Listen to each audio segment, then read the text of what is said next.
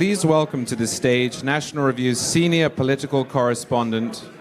Nope, sorry, that's not that. Please welcome National Review CEO Chuck DeFeo.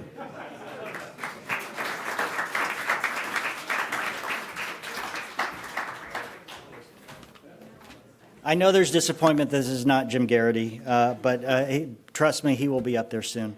Good afternoon and welcome. I really want to thank you all for being here with us.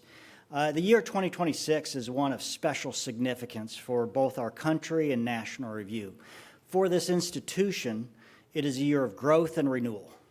For the nation, it is a year in which we mark the moment, 250 years ago, when the truth that all men are endowed by their Creator with certain unalienable rights was proclaimed as the foundation of a new republic.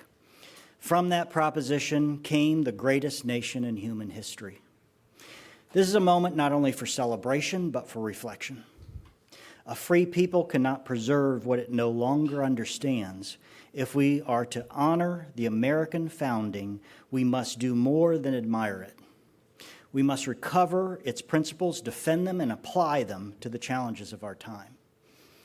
National Review exists to advance, clarify, and defend the permanent truths of the American founding. The conservative movement to which this institution gave voice and force exists to conserve those principles. Without those principles, America loses its coherence and its character. We are a nation bound together not by blood or ancestry, but by creed. Ours is a constitutional order grounded in truths held to be self-evident and rights understood to be natural. Our rights do not come from government and therefore cannot be rightly taken away by government. The founders understood that liberty was not a gift from the state, it preceded the state. Government exists not to create liberty, but to secure it. That conviction shaped the constitutional order that they built, a government of limited and enumerated powers, authority divided between federal and state, power separated among competing branches, and rights placed beyond the reach of temporary majorities. The American experiment rests on a simple but demanding truth, that the man is capable of self-government only if government itself is restrained. The Constitution then does not merely establish power, it restrains power. It disperses power. It subjects power to law, to structure, and to rival institutions. It divides authority between the national government and the states. It separates legislative, executive, and judicial power. It sets ambition against ambition because the founders understood something permanent about human nature. Freedom is preserved not by trusting power, but by checking it. This morning's program continues National Review's Lasting Liberty and Prosperity series. We're celebrating our principles during this anniversary year, and I am honored and excited to host this seminar with such a distinguished group of speakers, especially for this topic. Limited government is the practical recognition that if government is permitted to gather without restraint, liberty becomes insecure, and self-government begins to erode. Federalism protects freedom by diffusing power. The separation of powers protects freedom by preventing its concentration. Constitutional limits protect freedom by reminding both rulers and citizens that government is not a master of the free people, but their servant. James Madison famously wrote in Federalist 47 that the accumulation of all powers, legislative, executive, and judiciary, in the same hands may justly be pronounced the very definition of tyranny. In that single line is the enduring logic of limited government, federalism, and the separation of powers. These are not technical features of our system. They are among the most essential safeguards of liberty. In his farewell address, George Washington not only warned against faction, but he also warned that free government can be weakened not only by force from without, but by excess, carelessness, and corruption from within. But Washington did more than warn. In that same farewell address, he called the Union the main prop of your liberty. and taught that love of the one ought to endear us to the preservation of the other. Love of liberty should strengthen our love of country, and love of country should deepen our determination to preserve the institutions that make it possible. So we begin today's program with gratitude for the inheritance that we received and a clear charge to preserve it. I'm grateful each and every one of you for being here, and I'm very grateful for everyone who's traveled so far to be with us. And it is with a deep appreciation that I want to thank our sponsors, the Peter and Judy Kopsis Foundation, and the Florida Institute for Governance and Civics at the Florida State University. Thank you, Ryan Owens and the team.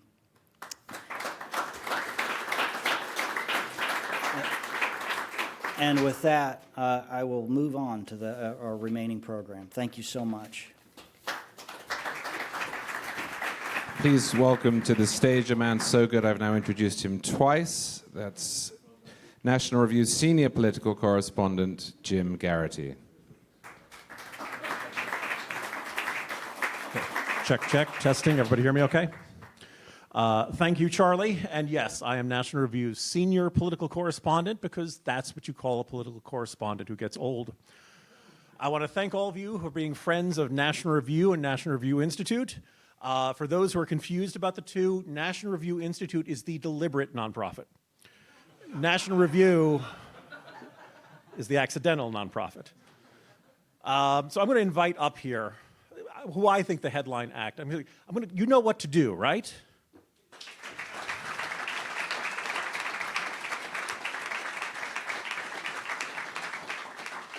See, Governor, you don't have to say please. They know what to do. So we like the current governor of Florida, Ron DeSantis. We like Rick Scott. But the 2 decades or so of really good years that Florida has enjoyed really started on your watch. And so if you don't mind, take us back to your beginning as governor.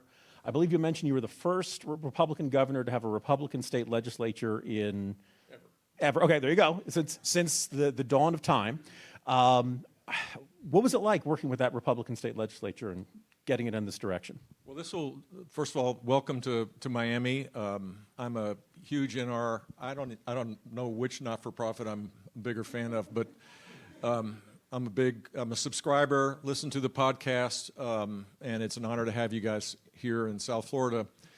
I guess I'm a old-fashioned Reagan-Bush Republican, so that kind of puts me on the sidelines a little bit, but to be a little nostalgic, in 2000, it was the first time conservatives got into power, and I did something as a candidate in '98 that was a little unusual. I said what I wanted to do.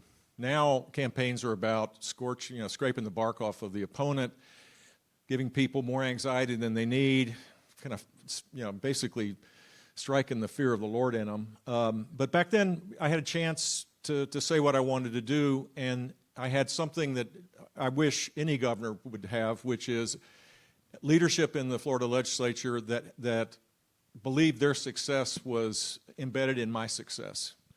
And so we had a 2-year run that was pretty historic, and it did set the stage for continued we had a little 4-year bump in the road with one governor, but Governor Scott and DeSantis have continued this tradition of fixing the things that aren't working and embracing limited government. And so Florida was not in a bad place, it just wasn't in a good place. We were 50th out of 50 in the high school graduation rate in 1997.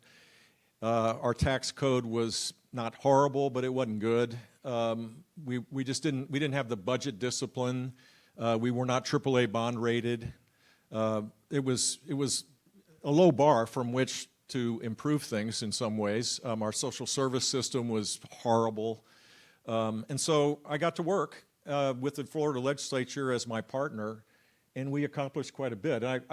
If you give me a chance to give you a nerdy explanation of what a conservative should do when they're in a position like that, your eyes might glaze over, but it's kind of important because right now in Washington, it would be nice to have a nerdy, maybe Russell Vought, maybe he's the guy, I don't know, but I'm not sure he's getting enough attention. So I'll give you what we did in Florida, and then you can compare that to what your nightmarish dreams are about the federal fiscal situation. So in Florida, we made a cap on debt service, so you could not spend more than 5% of general revenue to service debt to keep debt low.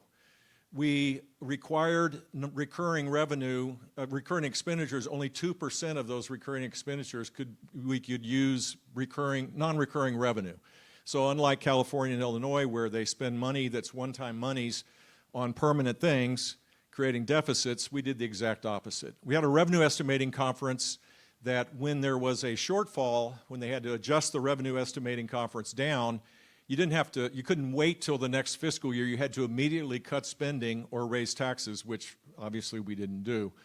We required the employer contribution, so we didn't have huge shortfalls in our pension. And Florida today has a pension that is not completely funded, but significantly better than all but a handful of states. We cut taxes every year to the tune of $20 billion over the lifetime. We eliminated career civil service protections, and we reduced the number of state workers, which is an important part of the budget, by 15,000 people. And so we ended up being AAA bond rated, and we reserved. Every trust fund, every revenue source had to have at least a 5% reserve. So when I left office, the next governor had a $25 billion reserve, which was roughly, 25% of our general revenue was reserved for a rainy day. And it turns out the rainy day happened a year and a half afterwards with the great financial crisis. And in that time, Florida never had to raise taxes. So limiting government's power has all sorts of benefits, but the taxpayers, I think, appreciated the fact that we did it in a way where they were getting significant returns. And then the final thing I'd say, which would be a helpful thing for any state or any local government or Washington, we started with the premise that the government income should never grow faster than personal income. It's a pretty good guideline. If you want government to shrink, then you want to make sure it's not growing as fast as people's cumulative income in the state, and thankfully every year that was the case as well. So, and that's continued on. Governor Scott, to his credit, never issued debt during 8 years. The nominal debt in the state was cut in half. Debt service in the state is minuscule. It's one of the few states that could make that claim. And under Governor DeSantis, conservative principles continue to exist. And it's kind of why people want to move here, because we don't try to tax our way or regulate our way to prosperity. It's a place where people can pursue their dreams as they see fit. Well, first of all, Governor, this is exactly the crowd to get nerdy with. I apologize, but no, I don't get to do that often. No, but one other aside. Yeah. So I announced that we were one of our BHAGs, big aspirational, big hairy audacious goals was to become AAA bond rated, because I wanted to prove that a limited government state should be AAA bond rated, because historically the bond guys and gals, they gave higher ratings for the governments that taxed everything, thinking that there was a broad-based tax system and somehow that was going to be better. So I made it this mission, a highly public mission, and when we got the AAA bond rating, back then there were press. So I had a press conference, and there was like 20 press guys there and gals, and I spent an hour going through exactly how we became AAA bond rated. And these were, at least in Tallahassee, the press was left of center, and pretty ideological, and I made them sit through the whole thing. It was one of the greatest moments in sports. You mentioned leaders in the Republican state legislature. There was one named Marco during those years. And did you ever think, someday this guy's going to be handling Iran? I didn't. I was hopeful that he would handle Venezuela and Cuba. I never thought Iran would be on his portfolio, and I'm glad it is. It gives me a lot of comfort, actually, because I know him well. And I know what his core beliefs are. And some others in the administration, I don't have the same confidence, so I hope he stays. Looking, and I always said, 8 years of budget fights, and I'm sure 1,000,001 meetings. But was there any one particular initiative where you remember super intense pushback, or having, and probably predictions of doomsday from the press? Is there anything you'd like to really spike the football on? Is there anything you'd like to really point out that, actually, this did not destroy the state as people feared? Well, I'll bring up one that wasn't controversial per se, but every state, and certainly Washington again, the Congress has every right and the legislature has every right to put line items in the budget to take the goodies back home. in Florida, they're called turkeys for whatever reason. In Washington, it's called pork. And being the budget nerd that I was, I suggested that if a line item in the budget didn't go through the proper process, that it would be vetoed. And these were these were Republicans that had every right to assume that a water project or a sewage treatment plant in their district, they thought they're Article 1 guys, and I was an Article 2 guy, so we had this conflict. And it was a very painful experience to tell John Thrasher, who was my best friend in the political process, and basically because of him and Tony Jennings, the president of the Senate, every part of our agenda got passed. It was kind of hard to explain to him that this was a principle that I really believed in, and I remember calling him up and giving him, he had a massive list of member projects. I don't think he took me seriously, and we went through the whole list, and then I was, I tried to say, well, look, John, you got 60% of what you wanted, so don't feel so bad. And there was no one on the line. He hung up on me about halfway through my list. That was painful. That actually leads to one of my other questions I was going to ask a little bit later. But so we have the term Republican, and you have limited government, conservatives. It's not that the Venn diagram doesn't overlap at all, but there are a bunch of Republicans out there, and I've noticed, particularly in southern states, where they're perceived to be very conservative. Not every Republican truly believes in limited government, and is that. How do you, Did by the end of it, did you feel like more Republicans felt pressure to live up to their principles on this, or do you feel like it's still a, because I'm a Republican, people will think I believe in limited government? I don't know. I think Florida is a special place in that regard. I'm going to stand up for even the folks that wanted to. They had every constitutional right to put line items in the budget. They called me Vito Corleone, by the way. That was, but I think there was things were going well in the state. We went through difficult times after 9/11 for sure, and the great financial crisis as well. And during tougher times, it's harder to adhere to limited government principles when the demands on government grow. But I'm proud of the Florida legislature. I think the contagion of populism, where it's all about, there's a lot of performative kind of empty calorie types of initiatives that don't really move the needle in terms of improving the human condition or giving people a chance to pursue their dreams. The things that I believe to be important, that contagion hasn't spread that much here, and I'm really proud of that. So, we had a few errant people that kind of got off the beaten path a little bit, but by and large, there was a real discipline to traditional limited government. And the thing I'd like about Florida more than anything else, apart from that, is if things were broken, there was a desire to try to fix them too. We had a child welfare system that was completely broken. If you remember, if you guys were living down here, DCF was blamed for the abandonment, abuse, and neglect of children almost every day in the papers. So we moved to a community-based model without spending an enormous sum of money that was significantly better, more compassionate, better outcomes, which we measured, and Florida became a model. Same with the developmentally disabled, same with drug treatment programs. And so there were, and the most important one probably is our K-12 system, where we were literally at the bottom. You couldn't say thank God for Mississippi. It was always thank God for Florida. We were ranked, like on the fourth grade NAEP test, we were 29th out of 32 in 98. And in 5 years of reform that the legislature embraced, even though some of them were nervous about vouchers and some of them were nervous about ending social promotion, and they didn't know, they thought I was crazy on some of this stuff. We went to 6th out of 50 states, and Florida's low-income kids were number 1, and to this day continue to be number 1 or number 2, with Mississippi, by the way, being either 1 or 2 in the fourth grade NAEP test, because they embraced our pre-K to 3 strategy. So hats off to the successive governors and Florida legislators that continue to have this passion for reform. This past week was concluded April 15th. I hope you paid your taxes, or if not, maybe you hope you filed for an extension. Florida does not have an income tax. And there's always been this philosophy, if you tax something, you get less of it. But a consequence of that is that people gripe about the sales taxes, and I feel like particularly in the last couple of years, there's been increasing drama about the property taxes. And so what are your thoughts on that? If a state says we're not going to tax income, where should the revenue come from, and how do you end up not having property taxes that people feel are exorbitant? Well, you said the right thing to start with, which is if you try to tax something, you're going to get less of it. And you want people that have lots of income to move to your state because they don't put demands on government. And they actually are a driver for economic prosperity. So anybody that, that has achieved success in their lives and has has assets and has income, we want them to come here.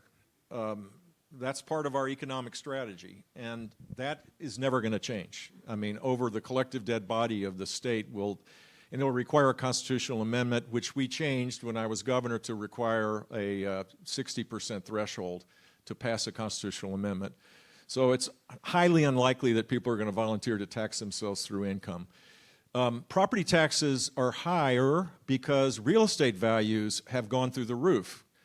And there's kind of a disconnect intellectually, I think, for people that say, my taxes have gone up, and that's correct, but their net worth has probably doubled as well because the real estate, their homes that they own have gone up in the last 10 years, in most places by over 100%. Hard argument to make politically, but it's accurate. It's an accurate assessment. It's the same amount of tax on a higher value. So what's the solution? The solution is likely to happen on the ballot this year. The governor hasn't made his proposal yet, but there's a proposal in the House to raise the homestead exemption by a significant number. I think the latest proposal was going from, call it 100,000 or 150,000 up to 500,000. And that would bring a lot of relief for lower income and moderate income people in the state that are struggling because the worst problem is our property insurance rates, where up till recently we had 7% of the roofs in the country and 70% of the roof claims. And it's not all because of hurricanes. It's also because we had a system where appraisers and plaintiffs' lawyers basically were the first line of defense if someone wanted to have some work done.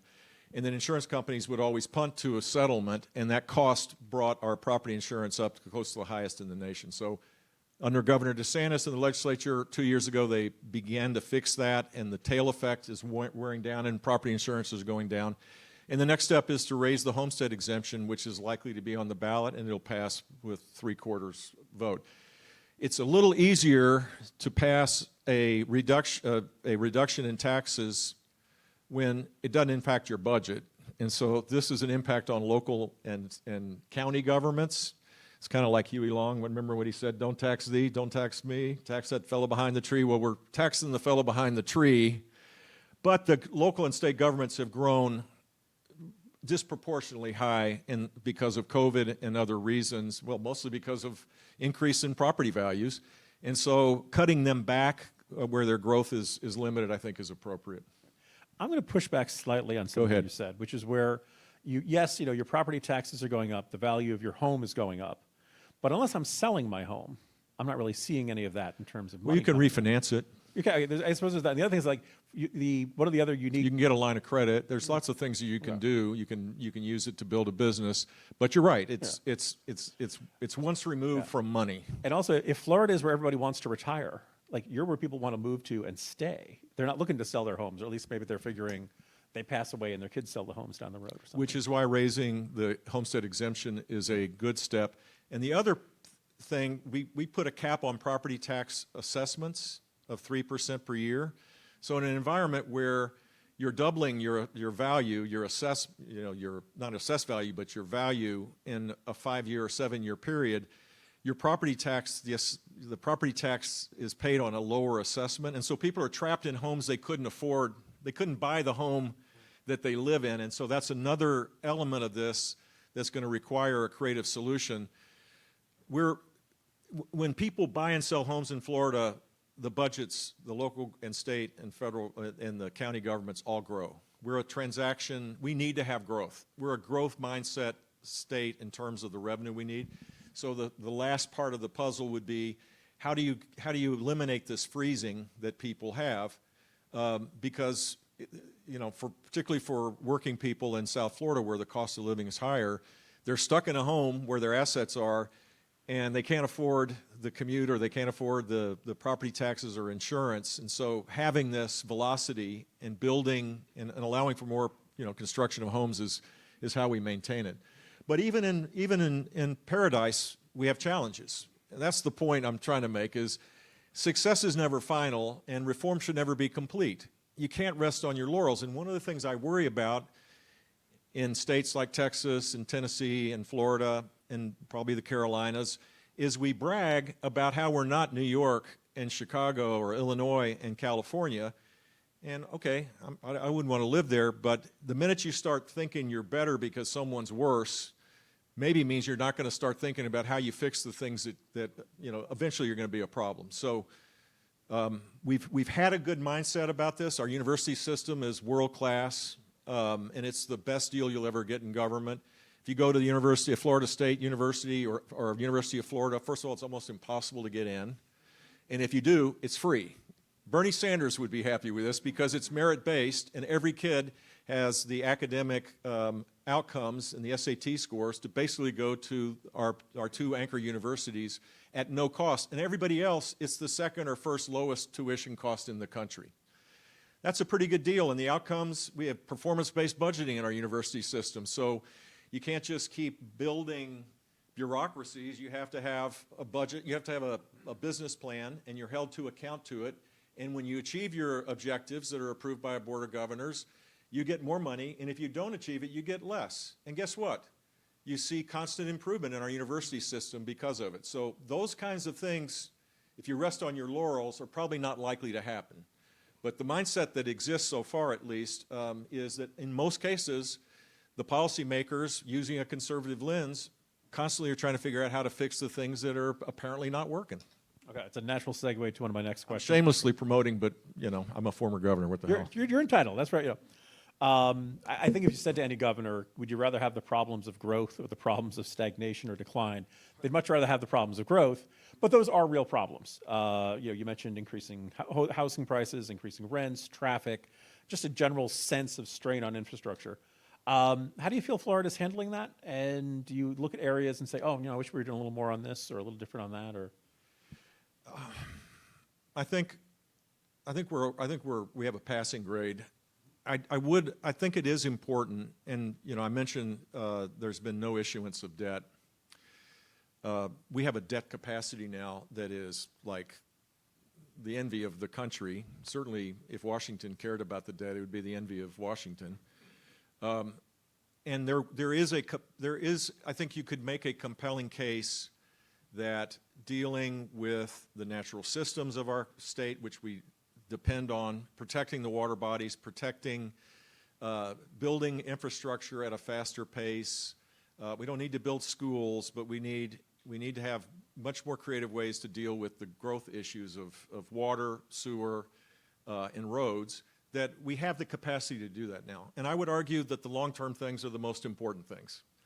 That the short-term things, the here and now things that the lobbyists, you know, go up to Tallahassee and urge the legislators to give their special deal a higher priority, aren't as important as making sure people can get to work, take their kids to child care, be able to get home in time to love their children with their heart and soul, and to have a meaningful job. All of these things require a long-term commitment to infrastructure. So that would be one of the places that I think where reform should never be, you know, final. And we have tools in our toolkit that other states don't have.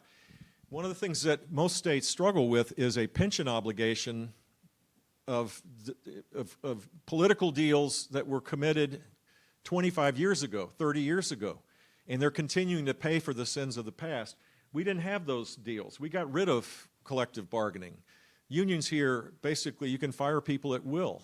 They don't have the power to expropriate over the long term pension obligations and healthcare benefits or pension obligations that put a huge burden on states that can't even think about building roads or water systems. And that's, if we maintain that and make this commitment, I think we're going to be in good shape. But it's like anybody that's going to go to Fort Lauderdale when you guys finish, you might as well stay. I'm going to Coral Gables. You could walk if you. So I live in Virginia, which in the more distant past was considered a red state. For the more recent time, we thought of ourselves as a red state compared to Maryland or D.C., particularly if you live in the Northern Virginia area where I am. Well, really overnight, we went from kind of reddish enough to cerulean with our current governor. And I look at, to me, like... And it was false advertising. Go figure, there's not a moderate Democrat. Who could have seen that? But that's okay. We're just stuck with her for 4 years, but that's all right. But I look at, the condition of Florida, or Texas, or Tennessee, and you compare that to California, or New York, or Illinois, or any of this. To me, it's very straightforward. It's very, there's a great, people are, you see it in the U-Haul data, you see it in just about every conceivable one. Do you, let's take Virginia out of it. Like, are you marvel at certain states and saying, well, we've got something of a formula, we've got a blueprint that works down here, and you can see it in everybody wanting to move there and the economic opportunities and job growth. Like, do you ever want to grab other governors and just shake them, or kind of, I'm a big advocate of the Florida model, which is not dissimilar to the Texas model, a different economy, but it's a very similar kind of model. What I like about Florida is the executive power resides in the governor, and so if you have a good governor, I'll take you back 8 years or 7 years. Ron DeSantis got elected in a recount. By the way, in Florida, the election laws are the best in the country. Just you may have forgotten that we actually have run elections better in most places now. And after a very quick recount, which determined that he won by less than like 0.2%, he almost got beat by a guy who was Bernie Sanders endorsed. And in a state like Florida where executive powers have been consolidated, which I support as long as conservatives are in that position, it could have changed the course of the state. So back to the mantra of success is never final, you've got to be constantly aware of, that people change, the culture changes, people's mindset change. People may think we're not on the right track all the time. You got to be out there communicating why it's important to keep taxes low and to reform the things that are important to reform. And as long as we do that, I think we're in good shape. But it's not permanent. There's nothing permanent in politics. And frankly, my hope and prayer is that our culture is not permanent either, because it sucks. And it's really hard to imagine how we change our political environment without a dramatic change in culture. And maybe the thought leaders at National Review could do some work on that, because the 60s was the last big cultural shift. I guess I'm a part of that. Most of the people in the room actually are part of that. That's run its course. The positive impact of the baby boomers, and there was quite a bit of positive aspects of that big cultural shift, has run its course, and it's time for the baby boomers to get off the stage and allow for a new cultural movement to take place. And in that environment, our politics will be dramatically different in D.C. But until that happens, I don't see much changing. And so, you got to defend the vanguard of states like Florida where things work pretty well. How many of you had Jeb Bush saying our culture sucks on your bingo card today? It does. I mean, so for a long time, one of my favorite questions to ask. It's a good time to be thinking about it as we remind ourselves of the founding of our country. I'm not sure the founders would have envisioned. They'd be amazed at the technology. We'd have these massive computers. They'd wonder what the heck that was, but once they were told, they would say, my God, everybody's got a computer that's incredible. People are living this old? Oh, come on. I mean, there's incredible progress, and they would marvel at that, but then they would look at how we interact with one another amongst each other, and they go, oh my God, they've abandoned the core principles that we thought were the key to our republic. For a long time, one of my favorite questions to ask any great mind or someone who was really well informed was to ask, what keeps you up at night? And it was a ruined question as soon as they asked James Mattis, Secretary of Defense, who said, nothing keeps me up at night. I keep other people up at night. So with that in mind, maybe you keep other people up at night. I don't know. Jim Mattis. Yeah. But what in light of that, what worries you? What keeps you? What makes you think, we've built something really beautiful and successful here. We could screw it up if we don't do X or. Well, I would hope that at least 90%, apart from the big cultural change that does keep me up at night, the second thing, the second pillar of this is the inability to live within our means through our government in Washington. It boggles my mind that there's no one marching in the streets for the children and grandchildren of our country. I'm actually surprised we haven't had a T-bill auction that went bad, or a series of them, or some kind of traumatic event because of these structural deficits that are going out as far as the eye can see. We have unfunded liabilities if you take a conservative discount rate on, and you project out over 75 years and you discount it back in a conservative way, of easily $80 trillion of unfunded liabilities for Obamacare, Medicaid, Medicare, the commercial, the federal government-sponsored financial system, Social Security. You add it all up, and it's 75 to 80 trillion. And then the fiscal debt is growing, 5% deficits as far as the eye can see. No one seems to care.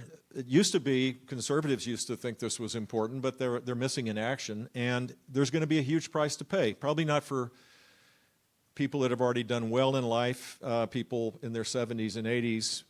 We're going to live large off of the backs of people just being born right now. But if you look at our demographics and you look at our entitlement program, and there's actually no one seems to care in Washington, that's what keeps me up at night. It's a disgrace. And for our country to be the country that seemed to always be the country that figured out ways to solve problems and inspired the rest of the world to mimic us, no one's mimicking this. I mean, it's like, thank God for Mississippi, or back in the day, thank God for Florida. We used to talk about Argentina being a place where, we didn't want to be. I'd like to be Argentina right now. Bring me Milei, who's at least limiting government and its spending to the point where they don't have the kind of structural deficits that we have, and no one seems to care. Just that you mentioned Milei, he used the chainsaw to symbolically slash all the wasteful programs. In my home state of Virginia, they want to extend the personal property tax to chainsaws. So you'd pay a tax on it every year that you own it. I'm not making that up. Yeah, it's been proposed. It has not been enacted. An annual tax on. Well, we already pay an annual tax on our cars. Like, you pay the sales tax when you buy it, and then you pay a fee to the state every year for the privilege. I'm not doing much of a sales pitch for Virginia right now, am I? Everybody in Florida is like, I'm staying here. So The one thing you got going for you is that you're close to the trough. yes, yeah. And that's there's no discipline, so you can live in Virginia and get your snout in the high-grain slop in the front of the trough. We got to travel up to all the way up to Washington to get our snouts in the trough. Yeah. So we have about 8 minutes left, and they said to me I can do a Q&A. Now, I've done a couple of these, and so I've learned a couple hard lessons. One, never call on someone for a question if they're wearing a hat. I don't see anyone in the audience wearing a hat, so I think it's a good sign. And two, having done this a couple of times, please do not begin, I have a 4-part question in the form of a long, meandering story. I was born in Sicily in 1938. So just, make it punk, make it pithy, as the least pithy TV host has said. This guy here, no hat. Rhetorical question. Okay. Very short. Build out, General Motors, build out this, build out that. Who's going to bail out the United States? Who's going to build out the United States? Bail them out? Sorry, who's going to bail out the United States government? Who's gonna bail out? There are a couple of options. One, we'll monetize the debt and depreciate the value of what we own. We could have hyperinflation, and then the debt becomes easier to pay off. But again, we're taking away the patrimony of people. So we're going to follow to Germany in 1924. You got it. Hyperinflation, or the Federal Reserve buying the only purchaser of debt, which is really not a purchase, that's just the monetization of our debt. They're doing it, but they're going to have to do it at a much higher rate than they're doing it now, and it could create a calamity. And so there's no other country, there's no other secret squirrel plan up above us here. This is all self-inflicted, and no one seems to care. I mean, you care, and people here care, but is there anybody in Washington that's got a plan to deal with this? You know, if you invest in wheelbarrows, when everyone needs a wheelbarrow to carry their cash around, like they did in Germany, then you make money on the wheelbarrows. So, one of those guys over there. Sure. Quick question. Yeah. It's a small ballroom. I think we can handle without mics. I used to work for Newt Gingrich, and whether you liked him or not, he had a vision. Do you see any young politicians coming up anywhere in Florida, anywhere else around the country, who you think have a vision for a long-term future for the country instead of just thinking about the next election? We talked about this prior to coming on stage. I think there are a ton of younger conservatives in state houses, governors. Washington, the contagion that I'm describing with dismay in Washington hasn't spread across the country. Partially because there's a balanced budget requirement, and while some states cheat on it, basically you can't spend more than you take in. And that creates a discipline that requires consensus, requires some compromise, requires the process to work. Whereas in Washington, they haven't really passed a budget. They put a bunch of slop together at the end, and no one knows what it is, and it's ugly.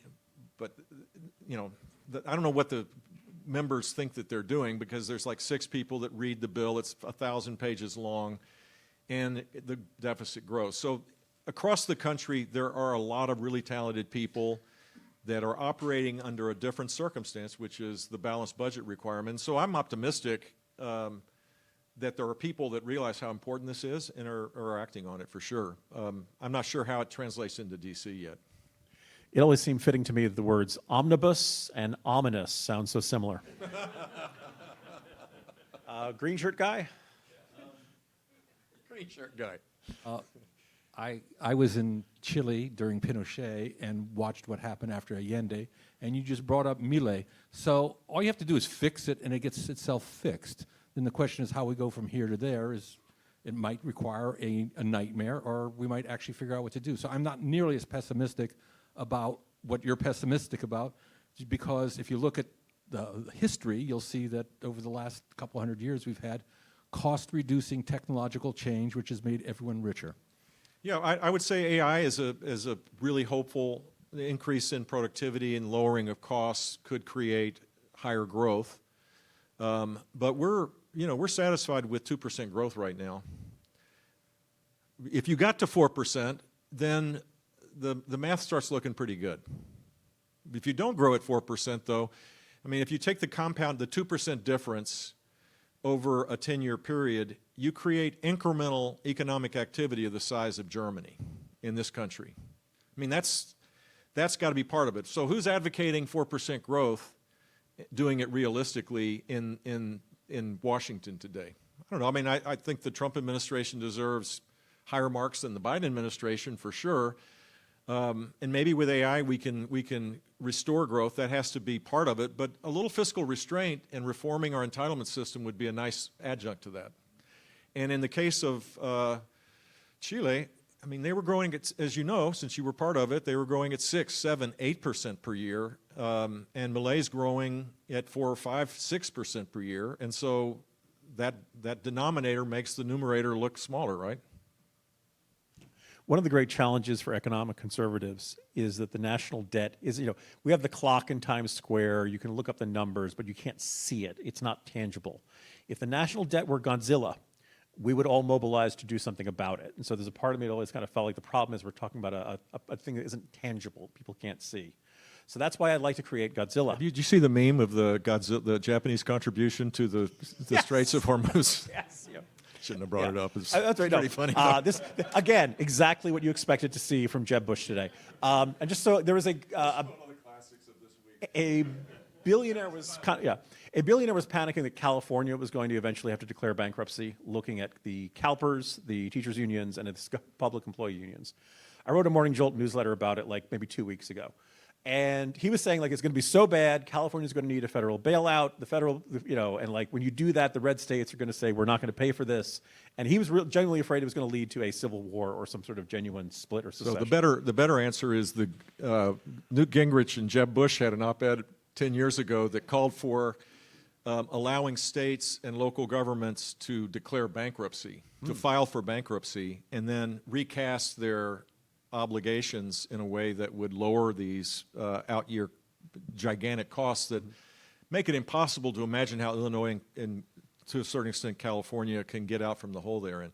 And maybe, I don't know how we do that in Washington, that probably is a bridge too far, but that, states can't declare bankruptcy, and so we're stuck with this debt that's ever growing, and I think that's got to be part of the solution. Okay. I would love to talk more about this, but we're down to our final 30 seconds. So I think there's 3 important takeaways. 1, Godzilla. 2, Jeb Bush said our culture sucks. And gosh darn it, aren't you guys lucky to be living in Florida?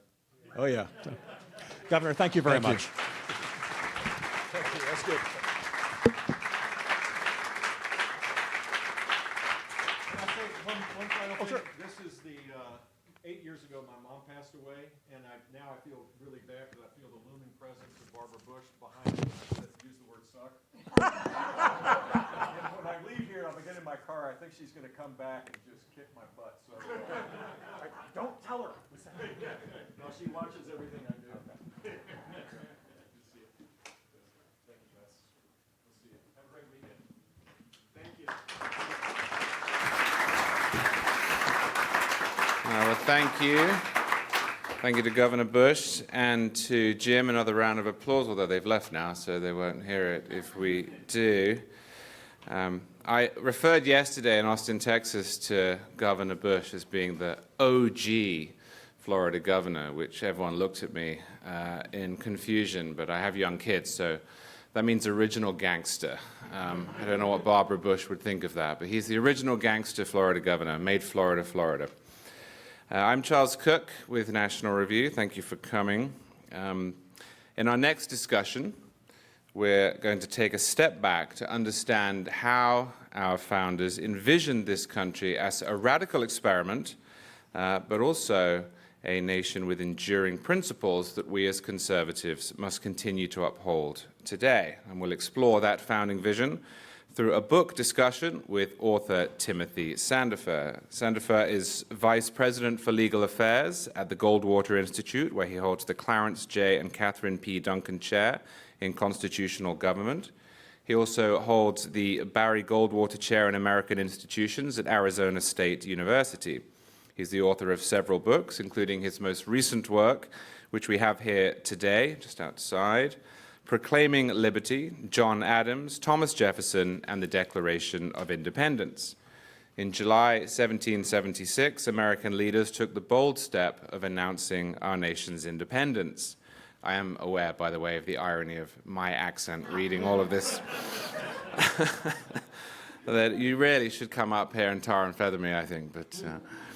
They did not merely sever ties with Great Britain. The Founding Fathers also proclaimed the universal principles that justified their cause. These principles have inspired generations of people worldwide to champion the cause of freedom. But as we prepare to celebrate our nation's 250th anniversary, we see growing skepticism and even hostility toward the American founders. In Proclaiming Liberty, Timothy Sandefur shows why these views are unjust. The Declaration and its principles are and remain a charter of freedom for all mankind. Now, Tim will be interviewed by National Review's Books, Arts, and Manners editor, Vahakan Moradian. As a reminder, Tim's book is available just outside the doors there, and we encourage you to pick up a copy if you haven't already. So please join me in welcoming them to the stage.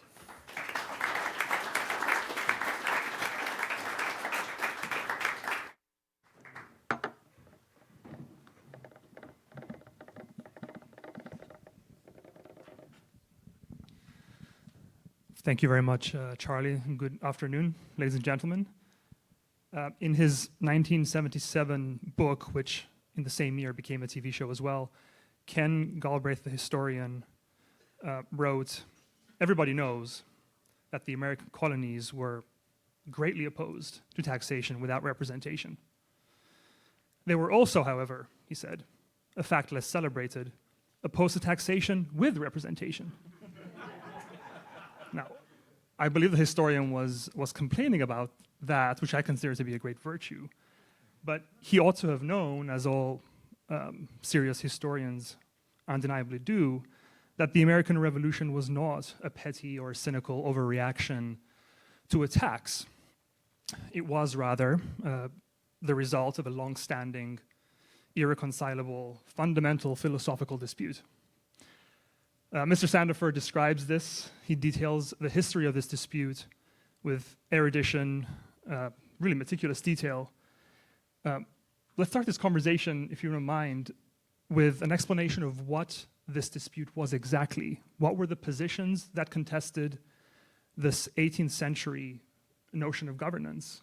Where did Britain stand and where did the colonists? Well, so the best way to conceptualize it, I think, is to say there were two visions of the British imperial constitution, the unwritten constitution of the time. Even using the word British is perhaps hasty because it began as the English Constitution, right? And it wasn't British until significantly after the colonization of North America in the early 17th century. But from the very beginning, the Americans viewed themselves as in but not of the empire. That is, they thought that they were subject to the king, and that but as an executive, but as far as lawmaking was concerned, that went on in their own colonial legislatures. So in fact, it's exactly the way that the British Commonwealth operates today. It did not operate that way at that time, at least according to their opponents, and those opponents believed in a theory called parliamentary supremacy, which was the idea that Parliament's authority was supreme, absolute, irresistible power to do everything that is not naturally impossible. That's a quote from William Blackstone. If any of you out there are lawyers, you know you're taught in law school that William Blackstone is where it's at when it comes to originalism. If you want to know what the founding fathers thought, you read William Blackstone. No! Blackstone was a villain. Blackstone was a bad guy. Blackstone was on the other side. The American Revolution was fought to refute William Blackstone. The idea that Parliament had supreme absolute power over the entire empire so that everything was subordinate to it, that came from this idea that since Parliament had created the modern monarchy, it could therefore control absolutely everything. The Americans rejected that. They, almost to a man, believed in a different conception of the British Constitution, the idea of prescriptive right, is the term that historians have used for it.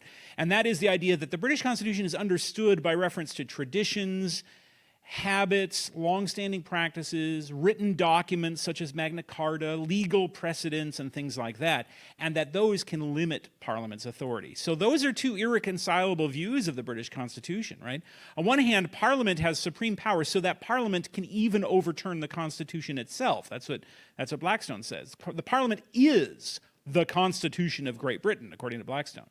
And that was not what the colonists thought. They thought the Parliament was the legislature of Great Britain, just as the Virginia House of Burgesses is the legislature of Virginia. And that began the legal argument. That starts in the 1760s or so. By that time, the Americans already believed in John Locke, natural rights, natural law. They already believed in all that stuff. And they liked the British Constitution because they thought that it was compatible with those principles.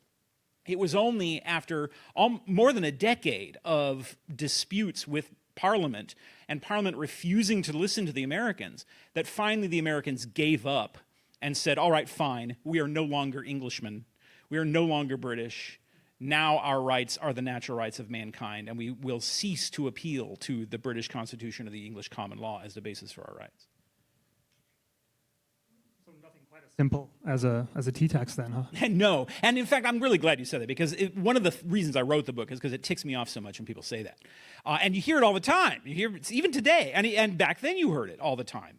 Jefferson and Adams were infuriated when they were accused of this. You're just bothered by this little 3p tax on tea. It was never about the tax on tea. It was about Parliament's alleged authority, as they said in the 1766 Declaratory Act, to bind the colonies in all cases whatsoever. The Declaratory Act was really the expression of what Parliament thought its authority was. And the Americans said, nuts to that. So the British had been fighting civil wars on and off for about a century before the American Revolution. And their main concern was the proper role of government, the extent of the monarchy's authority. A couple of civil wars, then a bit of a pause, the Stuart Restoration, the Glorious Revolution, etc. I might be being a bit simplistic with this question, but I don't think I'm unfairly glib. Why did they keep getting it wrong? Well, so from the British point of view, of course, they got it right finally in 1689. So in 1649, they execute Charles, and rightly so. Never was a monarch more justly executed. Then they try the Commonwealth, try and get rid of the king. The European intellectuals say that's not possible. You can't possibly give law to yourselves. You must have a king above you to hand down laws to you. You can't possibly make binding promises amongst yourselves that you're actually going to comply with. And Cromwell seems to prove that right, you know, and the Commonwealth lasts for, what, a dozen years or so, and then it collapses, and they bring back the king. And this time it's in some ways even worse than it was the first time around with the Stuarts, exploiting their power, taxing without authority, all this sort of thing. Finally, when James becomes king, now you have a Catholic on the throne of Great Britain, which is supposed to be a Protestant nation. You have his Stuart monarchy nonsense about absolute authority, that the king gives us laws, all this sort of thing. And they had it, and they chased him out of the country. I mean, Parliament invited William and Mary to please invade us. And William and Mary said, sure, why not? You know, and they came in and take over. In their view, this was a triumphant story. The 1689 story was a story of victory, because what happened was now Parliament is supreme and absolute. It has all the power. The voters choose Parliament, and Parliament sets the Constitution, and now the king is no longer a threat to us. And in their minds, the Americans were Tories. This is very revealing to me. Lord North once said that the American patriots were Tories, not Whigs. What he meant by that was because the Americans claimed that they were subordinate to the king but not to Parliament, they were actually appealing to what sounded to British ears like the theories of the Stuarts, because the Stuarts said the kings don't depend on Parliament. And the whole victory in 1689 had been to change that and say, yes, they are dependent on Parliament. King doesn't have independent authority. And now here come the Americans saying, no, there's the king and then there's our local legislatures. Now imagine you're in Britain at this time. What does that mean? Suppose the colony of Virginia says, you know what, we don't recognize George III as king. We think the Stuart pretender is actually the proper king, and we're going to send our tax money to him, right?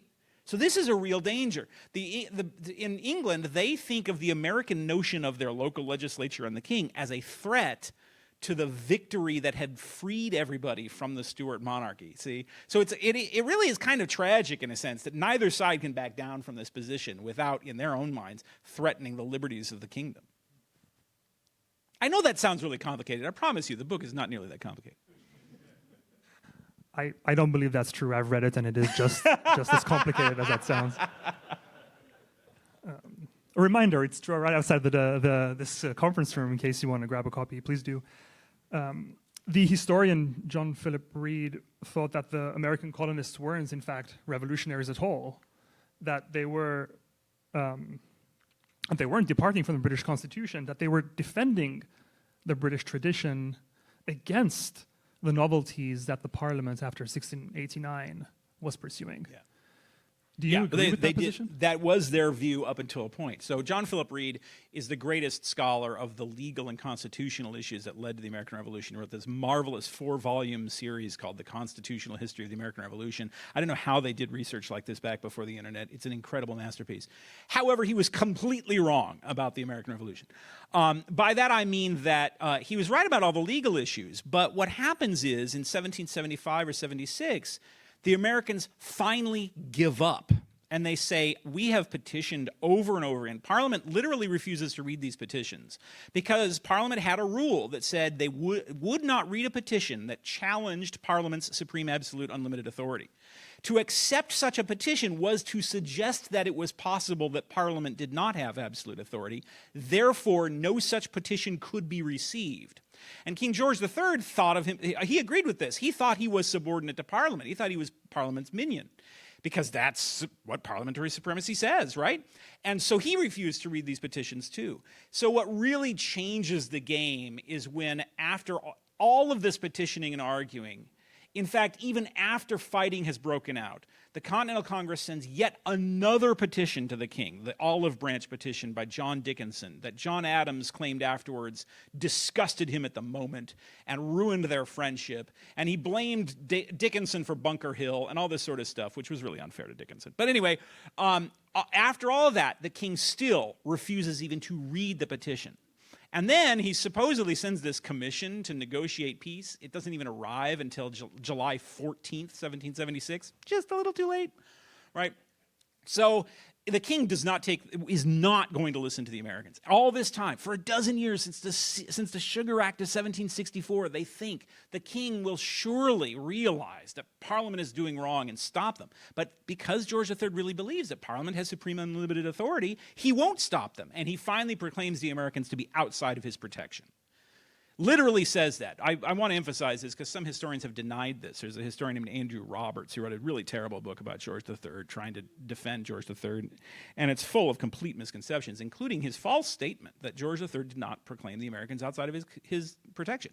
In fact, those are literally the words that were used by Parliament in 1775. So when that happens, Americans give up. And they say, no more of these legal arguments that Reed is talking about. We're not going to quibble over Magna Carta anymore. From now on, we are no longer British. And so that means we have to step back from our citizenship rights, our legal protections, step back to first principles of government. And that is, all men are created equal, with equal rights, no government may justly deprive us of. I dedicate the book to Harry Jaffa, who was one of my teachers. I'm proud to say I'm one of the last people probably who studied anything under Harry Jaffa. And Jaffa was very emphatic on this point. I've tried to tone it back down a little bit. But I remember when I was in college, I would write these essays criticizing my professors on just this point, and I would send copies to him in Claremont. And he called me one time and he said, Tim, you and I are gadflies. But that's a good thing. The world needs bigger and better gadflies. I always have that in mind. Speaking of gadflies, John Adams made an appearance. Took us maybe 10 minutes. Thomas Jefferson didn't yet, so I'm going to make sure he does. You focus on these two personalities, John Adams and Thomas Jefferson, in your book. Why only them? Why not focus on Thomas Paine? He wrote Common Sense long before the Declaration. Samuel Adams, the Boston Pamphlet. He was an interesting character. Benjamin Franklin certainly was. Fascinating, if nothing else, or all of the aforementioned? Well, it sort of evolved. So the original assignment was to write about Thomas Jefferson and the Declaration of Independence. And I'm a Jefferson fanatic. He's literally my favorite human being of all time. But you can't really write about Jefferson in the Declaration because he was very young at the time, right? He was 33 years old. He was the second youngest member of the Continental Congress at the time. And he showed up really late in the game in Philadelphia, right? He had been in Virginia all this time, and it was only in the summer of '76 that he makes his appearance. And by that time, of course, John Adams had been at this for a decade. I mean, John Adams was involved in the Stamp Act protests. Jefferson was still a college student at that time, so he was too young to be involved at that point. So I had to include Adams. And once you put Adams in there, now it's a buddy picture, right, between Jefferson and Adams, and which, appealed to me a great deal. And Paine and Samuel Adams, of course, do make their appearances because they're very important. John would certainly have insisted, if he were here today, he would certainly have insisted on the importance of Samuel Adams. And he would have denied the importance of Thomas Paine. That's because John later came to hate Thomas Paine for religious and political reasons. And he claimed, even at the time, he was skeptical that Common Sense really was as influential as people claim.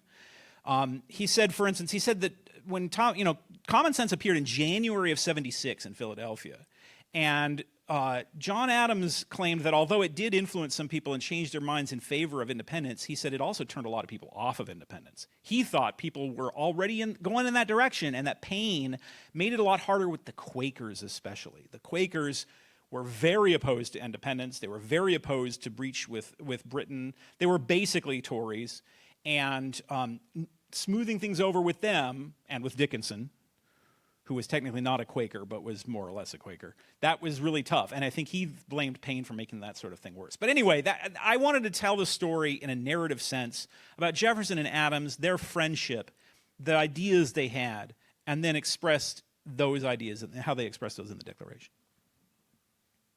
Well, they had somewhat different ideas about the scope of government. Yes, although those really only surfaced later on, right? In the summer of '76, they're thick as thieves, right? They're besties in the summer of '76. It was only when the French Revolution came along that their friendship started to crack up. And it broke up on a couple of different things. One was ideological. John Adams really believed strongly in the importance of culture as a foundation for political change. And so, actually, he doubted the French Revolution from the outset, and he was one of these guys who likes to write in the margins of books, like me. Jefferson hated writing in the margins. He did not like to write in the margins of his books. They were pristine, you know. But John would write these funny, nasty comments in the margin of his books. And there's this book on the history of the French Revolution where he just goes to town on the historian. And there's, you know, writes things like how anybody could have imagined that millions of Frenchmen who had known nothing but absolute monarchy and the control of the Catholic Church for century after century after century could overnight transform themselves into a liberal democracy is insane, right? Whereas Jefferson thinks, well, you can reform culture rationally. We can bring reason to people. He has this much more modernistic mindset in that respect. That's one of the problems. Other problems are things like they weren't used to heated presidential campaigns, and so John overreacts to some of the things. Also, John disgracefully signs the Alien and Sedition Acts, which I think is inexcusable. Many of you have probably read the David McCullough book on John Adams, in which he tries to blame the Alien and Sedition laws on Abigail, which is one of those grotesque misrepresentations in history. John Adams went to his grave thinking that he did the right thing, signing the Alien and Sedition Acts. He was totally unrepentant about that. So, you know, there were many reasons why their friendship suffered and their political alliance suffered. But in the summer of '76, that was all in the future. Do you see the differences they had in opinion on how the government should function today? Do you see those fault lines emerging between or perhaps even within the two major parties? Yeah, I think you can trace back in some respects these differences. Now, there's so many other factors that have interceded that it would be kind of just a parlor game to do. But yes, I think Jefferson's idea that you can rationally reform culture and enlighten the masses and change things, you know, that is what we would today call a more liberal mindset, whereas John Adams has this more conservative mindset in that sense. I'm really reluctant to use those terms to describe them, though, because, like, for example, at the time, in 1776, if you had presented this question to an American patriot like John Adams, he would have said he was a conservative in the sense of wanting to restore the British Constitution to its original meaning instead of all this newfangled parliamentary supremacy nonsense, right? He would have regarded that as the modern idea. But also, at the same time, Adams was a radical person. He was a radical in many respects. He wanted war with Great Britain when he was the only one who wanted war with Great Britain. He was happy to overturn long-standing political and cultural institutions in America to accomplish liberty. In his book on constitutions, which nobody reads anymore, he literally ridicules the idea that the Constitution of the United States was written with divine inspiration. He says, I hope nobody will ever say that this is a Christian country. You know, that's John Adams saying that. So in many respects, Adams was a lot more radical than we give him credit for. Well, your book is not exclusively a history, though. You dedicate the final chapter and the afterword quite a bit, in fact, to modern radicalisms, to things that all of us here have experienced. That frenzied, feverish summer of 2020, for example, the 1619 project that still haunts web pages somewhere. Why did you focus on these two? Why did you focus your ire on, in particular, on these two instances? Well, another reason I wrote the book was actually, so at her confirmation hearings, Justice Barrett was asked, is the Declaration of Independence law? And her answer was no. And that's completely wrong. Of course the Declaration of Independence is law. It was passed by what was the legislature of the country at the time. It had legal consequences. It is found in the statute books to this day. If you pull down volume 1, page 1 of the Statutes at Large of the United States, or the first volume of the United States Code, there is the Declaration of Independence. What more could you want for it to be law, right? If the 9th and 10th Amendments of the Constitution are law, then certainly the Declaration of Independence is law. And I wanted to bring my story up to the modern day through that lens. Why is it that today the Declaration is treated as a essentially meaningless rhetorical statement by a lot of respectable intellectuals who ought to know better? And the answer is because of modernism, particularly modern philosophy's notion that that morality is just a matter of emotion and is not subject to rational analysis. That has led to progressivism, but also on the conservative side to a lot of terrible ideas among the conservative right, like Robert Bork, whose book Slouching Towards Gomorrah draws knives and ridicules the Declaration of Independence, blames it for all modern ills, believe it or not. So I wanted to bring that up to the present day in honor of Harry Jaffa. And then I wanted to conclude with the 1619 Project because I wanted to talk about how the big problem with the 1619 Project and its attempt to tell this story as if the founding of America existed in 1619, the line in there is something like, everything that makes America special or it makes America different or unique lies in the fact that it was really founded in 1619, which is completely false and totally untrue. The reality is that everything that makes America great is that we do not and never have accepted the idea that our nation is rooted in what is represented by 1619. Right? That's what makes America great.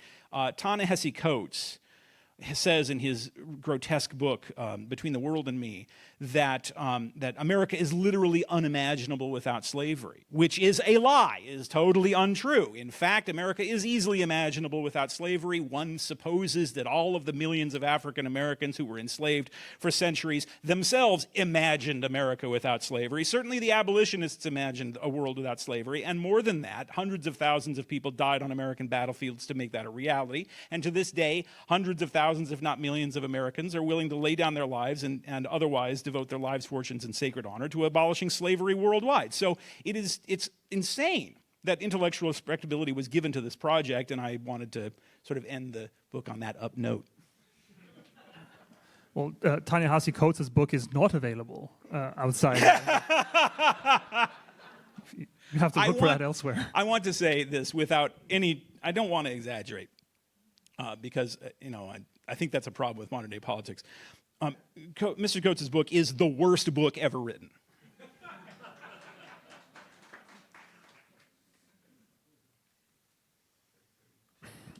Do you think that having regular broadsides against the very tradition that we're here to defend is part of the tradition? Oh, yes. Oh, yeah. And in fact, you and I talked about this a little bit before this, that I go after these critics of the Declaration in my book, and I particularly in the last chapter. But it is, of course, it's true that criticizing America is a central part of what it means to be American. In fact, some years ago, I heard somebody remark that the American national religion is America itself. And I thought that was a very profound statement, because when we say America, we don't just mean a country, right? We have this ideal of what America ought to be, and America straddles this line between what we are and what we want it to be, so that America is in part, the very idea of America is in part making it better. And so, of course, criticizing American institutions is central to what we are.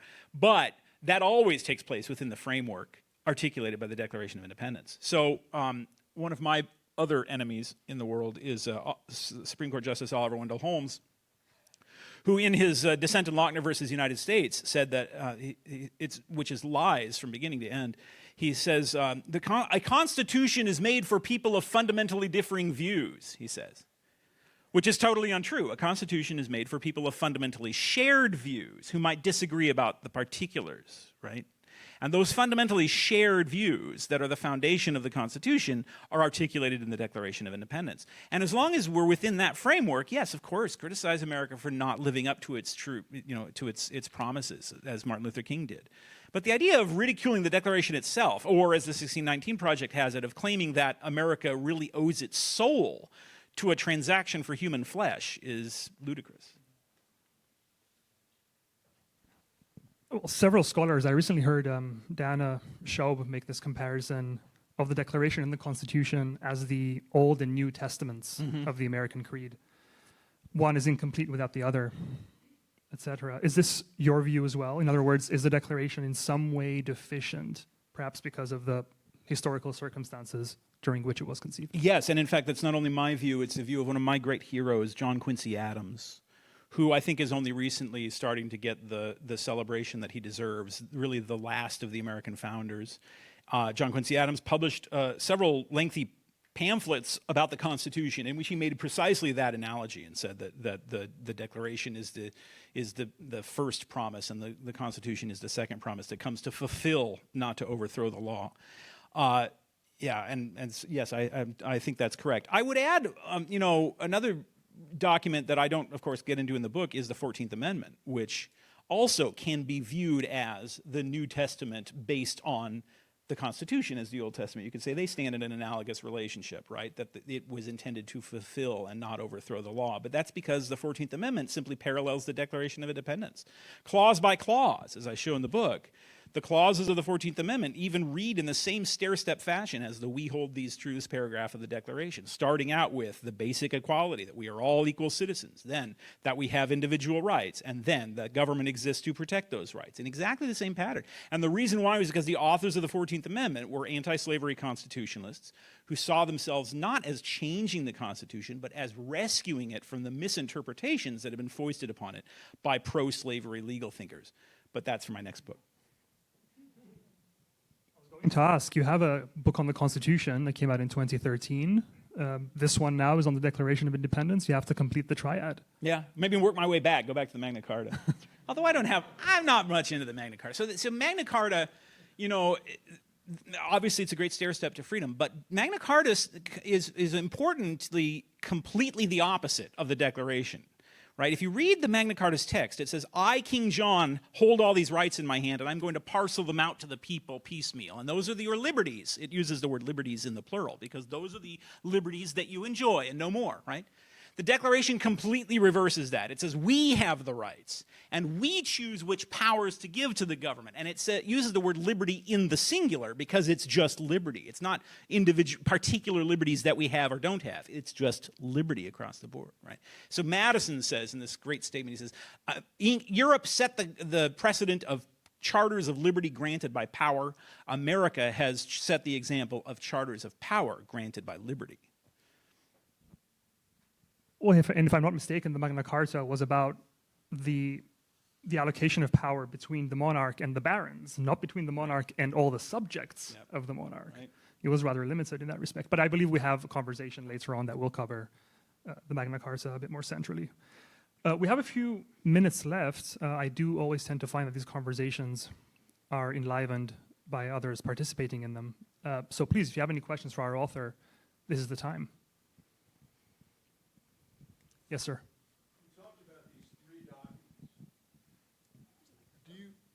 You talked about these three documents.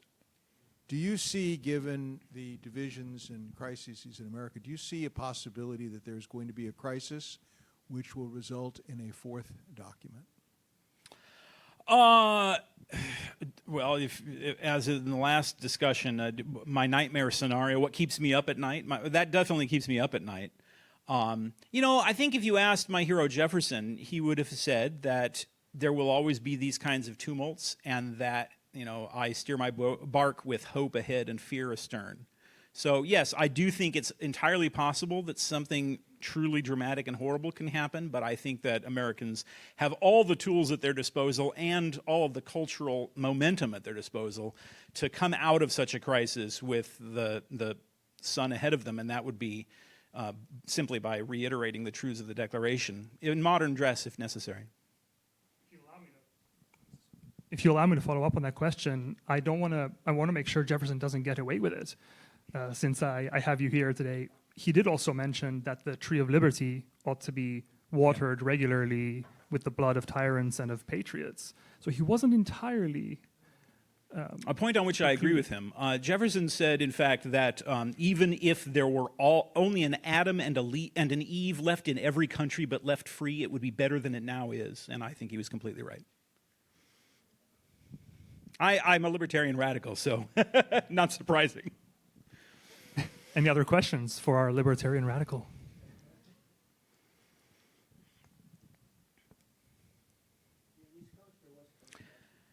I am a West Coast Straussian in the sense that I am a Jaffa student. I don't consider myself a Straussian at all, however. I've never really found Strauss particularly compelling as a thinker.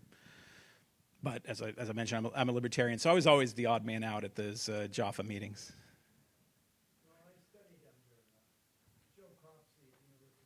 Oh, excellent. All right. Sure. Yeah. Mhm. I have always found the works of all the Straussians to be extremely thought-provoking. And I do say that I agree very strongly with Strauss's point that he made in several of his writings, that modern philosophy, if you even use, even if it even deserves that term, seems to consist of, his line was wholesale madness and retail sanity. That the problem with modern economic and political thinking is the idea that moral goods are purely, emotion driven, and that we can't have rational discourse about what the good for man is, but that we can have rational discourse over, how to pay this year's budget, right? Probably the figurehead for this is actually a libertarian who I very strongly disagree with on this point, and that's Ludwig von Mises, right? Mises was a complete moral relativist, or claimed to be. But and so he takes the position that, well, as an economist, I can't tell you whether starvation is worse than plenty, but I can tell you how to accomplish plenty as opposed to starvation, right? And that is completely misguided, and Strauss was entirely correct to criticize that mentality. Of course you can talk about the objective human good. No, of course you can. We have time for one more question. Yes, sir. You're right that the Declaration is law. What about the preamble to the Constitution? Yeah. So I actually have an article about this coming out in a law review soon, in Journal of Law and Politics soon. Not about the preamble of the Constitution itself, by itself, but other preambles too, and that is state constitutions, right? We tend to forget about state constitutions, and that's a shame, because not only are state constitutions originally intended to be the primary source of protection for our liberty and the primary driver of our federalist system, but in fact the Declaration of Independence itself is copied from a state constitution. That is, Jefferson modeled a lot of the wording on the Virginia Constitution that had been adopted a month before the Declaration. So the primacy of state constitutions cannot be overstated. And I want to emphasize this because at the Goldwater Institute where I work, that's our chief mission, is to vindicate and litigate issues of state constitutional law. And state constitutions have a lot of really interesting features, and primarily relevant to this is the purpose of government clauses of the state constitutions. Our state constitutions say things like the purpose of government is the protection of individual rights. That's the phrase that occurs in the Arizona Constitution where I live, and in the Washington Constitution, making them, amazingly enough, the only two constitutions in the world to use the phrase individual rights. In fact, the Arizona and Washington Constitutions purposely omit the phrase right of the people, as the U.S. Constitution contains, which, as you know if you study the Second Amendment, has been the source of much mischief, as people claim that you don't have an individual right to possess firearms, right? Our constitutions don't do those things at all. It's a shame that lawyers tend to ignore the preambles to state and federal constitutions, because any competent lawyer knows that it is wrong to read the law in such a way as to render any portion of it a nullity. That's one of the basic rules of interpretation of a statute. You never read a statute in such a way that renders any of its language ineffective. And yet we ignore the preamble of the Constitution all the time. And the preamble of the U.S. Constitution is quite profound. It declares that liberty is a blessing. The Constitution exists to preserve the blessings of liberty. It does not use that word blessing to describe democracy. In fact, the word democracy doesn't occur in the Constitution of the United States. It says liberty is a blessing. It doesn't say government's a blessing. And its purpose is to limit government power in order to protect the blessings of liberty.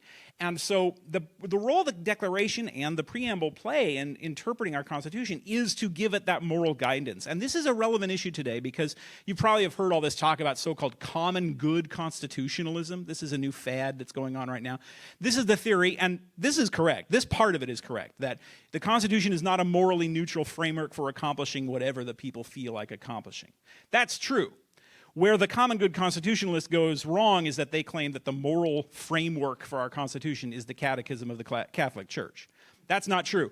The moral framework of our Constitution is set forth in the Declaration of Independence and in the classical liberal political philosophy that it articulates.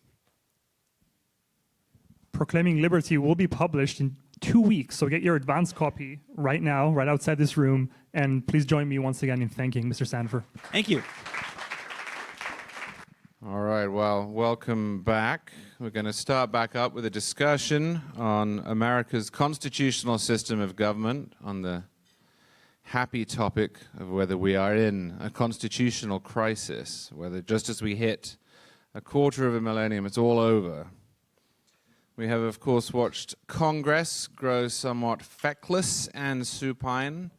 We've watched presidents become more powerful.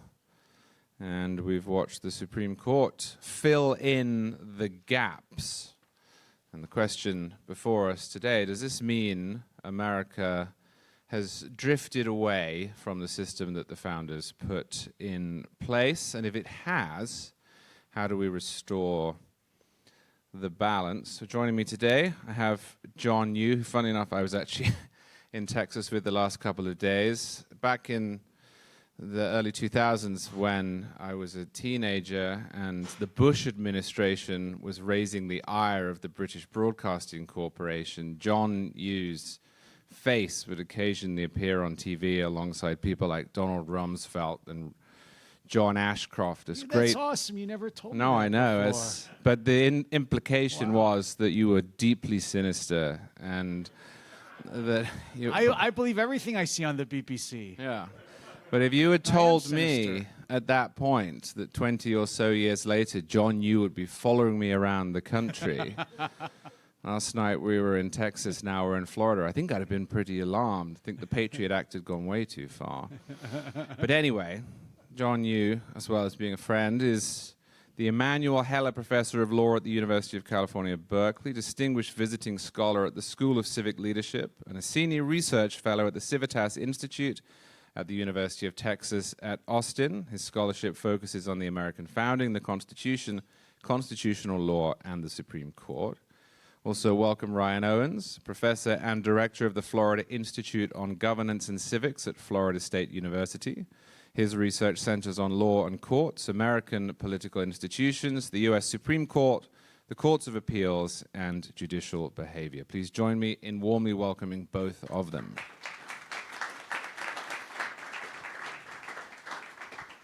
All right, well, I'm going to start by saying that although I have many objections to the way that the country is run and to the constitutional status quo, I am actually somewhat sanguine in the sense, at least, that I don't think we're in some unique constitutional moment or that everything is about to collapse. I hear this all the time, but I think that that's mostly idle rhetoric. But there are, of course, serious structural problems with the country. And I'm going to start with you, Ryan. If you just give me the 2 or 3 things that you are the most worried about. If someone said to you, perhaps not how does everything end, but how do we go further away from the founders' vision? What does that look like in practice? Sure. So before I begin, I want to say just a couple of things here. This right here, National Review, when I was in college, early 1990s, I turned 50 next week, this is what got me through the University of Wisconsin, okay? I was a pilgrim in a very unholy land, and the National Review kept me afloat. So I'm really happy to be here. And Chuck, I think you're doing a fantastic job. I would like everybody here, please give Chuck a round of applause.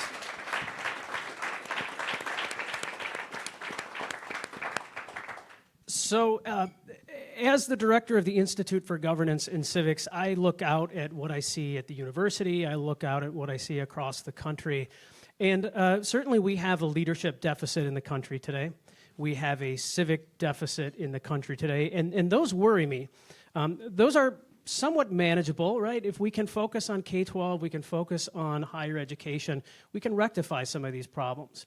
Now, what I see structurally right now that concerns me, there's a lot. I don't think we're in a constitutional crisis. I think we're perhaps closer than some people think we are.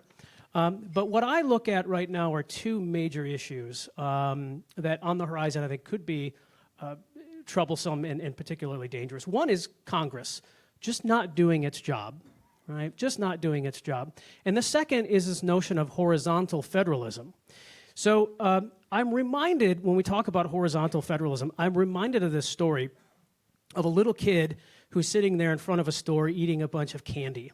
And some guy comes up to him and he says, "Hey, kid, don't you know you're not supposed to eat candy? It's going to be terrible for you. It might cause you to die early." And the kid says, "Yeah, well, my grandfather lived to 107 years old." And the guy said, "Well, did he eat a lot of candy?" And he said, "No, but he minded his own business." Right? And I think that's a problem that I see with horizontal federalism today, is that states are not staying in their lane. They're not minding their own business. So very briefly, there was a case at the Supreme Court a couple of terms ago where California passed a ballot initiative to structure and put requirements on pork that was sold in the state of California. And those requirements were significant to states like Iowa, North Carolina, and others who had for generations raised pigs a particular way. Well, if they wanted to sell in California, they had to change everything, and it was very, very costly. So California began throwing its weight around in the economy and trying to regulate things that happen in other states. Now, this is not necessarily a new phenomenon. States have been messing with other states for years and years and years. Incidentally, it's one of the reasons why we moved from the Articles to the Constitution. But what was unique about this was that California justified this legislation on the grounds of morals. We don't believe it's morally appropriate for Iowa to raise pigs the way it was doing. So it wasn't necessarily an economic structure. And what we're seeing now is as Congress becomes more feckless and irresolute and it engages in less and less legislation, states are stepping into this area. In the wake of Dobbs, in the wake of some other Commerce Clause issues, states are waging war almost on other states right now. So we've got economic aggression across state boundaries, and I expect the U.S. Supreme Court will engage in some discussion of this at some point in the not-too-distant future. I'll ask the same question of you, John. I assume you have a different set of worries, or are you in sync? So I don't think we're in a constitutional crisis. I agree with Charlie.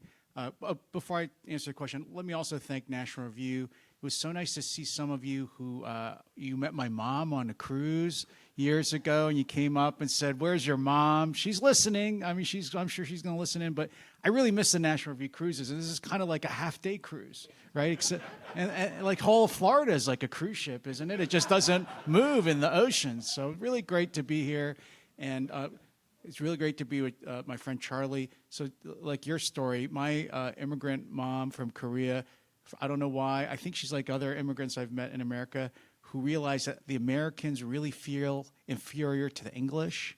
So they love English stuff. And so my mom would be so psyched at the idea that I got to be in a panel with a moderator who had an English accent. This is the height of culture for her. So I'm so glad to be here with you all. And one of the reasons Charlie and I were in Austin just a few days ago was to listen to a great speech by Justice Clarence Thomas, for whom I clerked, and you might have seen that it was just republished in the Wall Street Journal. And that's part of what I think, if there is a constitutional crisis, to me it's not necessarily the separation of powers or federalism, where I think we're within the range of possible outcomes that the Constitution creates. It's more that we, I think, lack confidence in what the purpose of government is, not in the mechanisms of government, but what's the point of it all. And so if you look at Justice Thomas's speech, one thing he says is we should recall, and I think it's similar to what Tim was just arguing about in the last panel, that the purpose of our government are the ideals in the Declaration of Independence. And what we're seeing today, if there's a fracturing in our society, is that we have lost touch with that we've lost touch with the idea that we have a society founded on natural rights, and that the government is not all powerful, and that the Declaration does provide us with the goals of what this is all about. And right now you have people attacking the Constitution from the left with the 1619 Project. It's all racist. Why should we even care what the founders thought? And then there are people on the new right who say liberalism, small l, was a failure, and that it should be, the morality of the Declaration should be replaced by some other moral vision. When it comes to the separation of powers and federalism, I know you see a lot of attacks on the president right now, and claims that he is acting like a tyrant. I don't think so. I think that we have a system that allows for strong presidents. We've also had periods of weak presidents. If Congress doesn't want to use the ample powers at its disposal to constrain a president, to fight with a president, but is instead cooperating with a president, that's just Congress's job. That's just Congress's political decision. That doesn't mean the constitutional system is failing. It's no surprise to me that Congress right now isn't doing much to try to constrain the president because the Congress is of the same political party as the president. So it's not a constitutional failure. And I bet if the Democrats win the House or even the Senate this November, you're going to see a lot more conflict. And you're going to see a resurgent Congress, just like we saw at the end of the last 2 years of the Bush administration, or we saw in the second term of Obama, or we saw in the last 2 years of Biden. So I don't think the fact that you see Congress right now not doing a lot to try to constrain President Trump's issuing of tariffs, for example, or what he's trying to do with birthright citizenship, I don't think I don't think that's a constitutional crisis. I think that's just the working out of politics. Yeah, I think that's absolutely a solid point. But if there was one area that I think Madison and the founders didn't anticipate as effectively enough was just that role of party. It should not be the case that Congress refuses to stand up to a president because that president is of the same party. That is not a good thing, right? Federalist 48, James Madison said that a mere demarcation on parchment is not sufficient guard against encroachments. His argument was that a separation of powers by itself is not sufficient to cabin off power or to prevent, the increasing vortex towards the legislature or here perhaps in the executive branch. Instead, he said you have to link the interests of the institution with the man. Right? Get people who consider themselves to be senators and represent the institution of the Senate or of the House or of the executive. And we've seen that gradually dissipate over time with the increase of parties. And so now it's no longer that you have members of the House really thinking about their roles as House members or senators, but rather as members of a party. And so on those grounds, I think the institutions are lacking somewhat. It's not an institutional problem as much as it is a personnel problem, but it is a problem. I knew we were on the panel for some reason. When I saw his bio, I was like, we're not going to disagree about anything. Why are they putting us on the same panel? But I disagree with everything he just said. So now I know why Charlie arranged this. So he's completely right. If you read the Federalist Papers and James Madison, the founders envisioned this quaint little system where all the branches are going to kind of revolve around each other in this Newtonian perfection and balance each other with almost like force fields of constitutional authority. It never worked. It never worked from the beginning. Madison made it up. No government had ever been designed or successfully operated this way, and it was dispensed with immediately. Guess who founded the first political party in American history?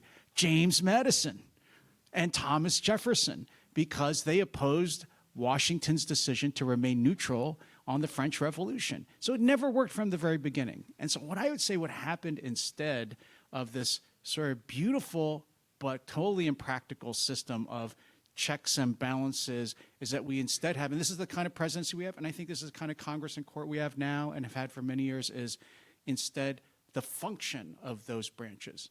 So when the Supreme Court says that President Trump can't be tried for crimes based on his official acts, or they're about to, I think, issue a decision, I think we probably all agree, this summer, saying the president can fire the heads of the agencies.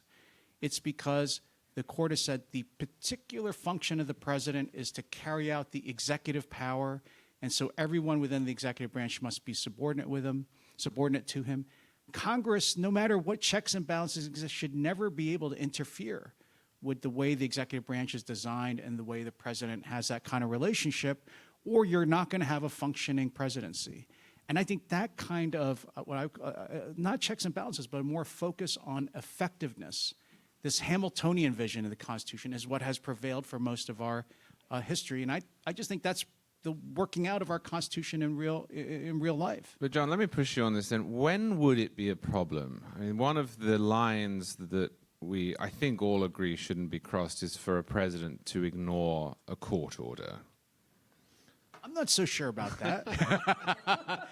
Well, So where is the there's line? only one president in our history has defied a Supreme Court order.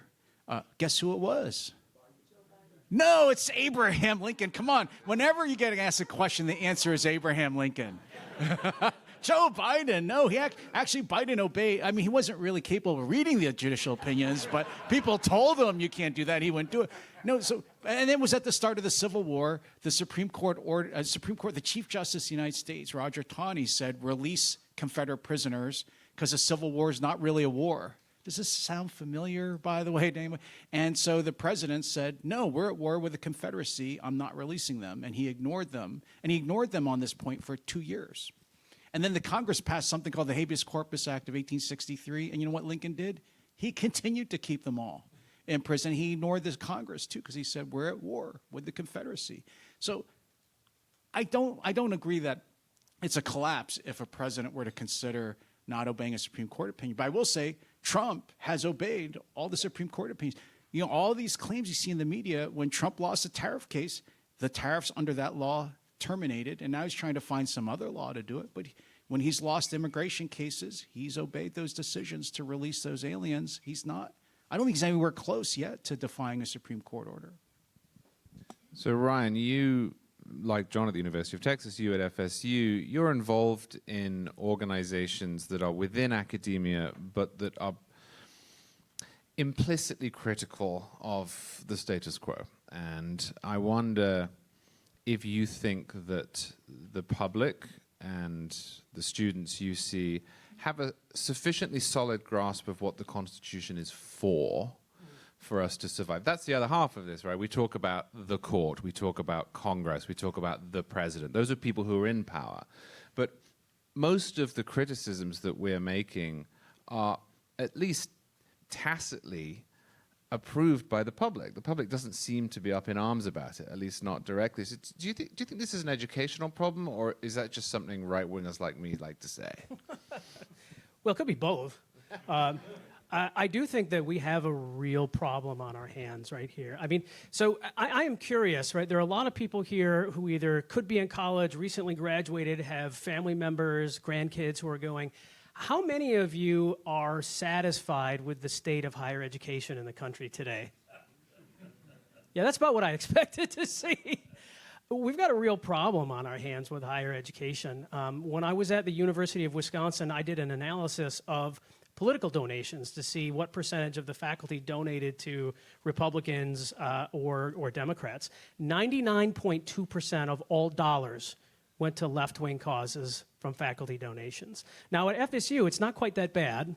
It ain't great, let me put it that way, but it's not quite as bad. What I see here in Florida, and I'm going to tell you, I think that the sun is rising at Florida State University. If you have kids, grandkids who are thinking about going to a university, tell them to go to Florida State University. We just created a new undergraduate degree program called Civics and Liberty Studies, where students will come in, they'll concentrate on 4 areas: constitutional liberty, economic liberty, conscience liberty, and education liberty. And they're going to get the skills to answer important normative questions. You will want to hire these students after they graduate. Now, what we're seeing with these students when they come in is they do not have the fundamental understanding of the Constitution, of the Declaration, what it means. We ask students, from where do you get your rights? And invariably, a majority or supermajority will say from the Constitution. And we'll say no, right? They come from God or nature's God in the Declaration of Independence. We recently did a poll nationwide of folks and asked them their views towards political violence. How amenable were they to political violence? 20% nationwide of 18 to 29-year-olds said that it was at least permissible in some instances to use political violence to squelch your opponents. We had well over a majority of people said that they would refuse to socialize, buy or sell goods from, or even date people of the opposite political persuasion. In fact, among our very liberal respondents, students, 2 times more students on the very left side of things, they said twice as many said that they would date an ex-felon over a conservative. Right? Well, and that one you can do both as well. You can. You can. And Honest to God. So, we're not in a good place right now, but I am hopeful that we, through education, can improve the state of the world. Now, optimism is not a strategy. It is not a plan. But I think institutes like ours, like the one that John is at and others, we're rebuilding awareness of civics and the proper role of governance. So I do think that there is reason to be optimistic about the future. Yeah, I feel myself not as a sort of manager or a visionary, but I'm more like a consumer. So I teach at two schools, and they're really at the other ends of the spectrum of each other. So I teach at UC Berkeley, where I've been for 35 years, and I'm teaching at UT Austin this semester. So just even living in Berkeley versus Austin is really different. People come to me in Texas and say, what's it like living in such a liberal city like Austin? And I'm like, if Austin were in California, it would be the most conservative city in all of California because people walk around with handguns on their belts in Austin. I mean, can you imagine how much that changes daily interactions? You don't get lip from people when you're choosing what kind of beer to have at a beer garden if people have guns on them. So I think my life, my career at Berkeley, I always felt I was doing. It was strange. I was doing damage control. Like everything I was doing was just to stop the bad from getting worse. And at the same time, I really do believe Berkeley is one of the finest universities in the world. And I think our American universities, if you ever go visit foreign universities, American universities are a whole class better.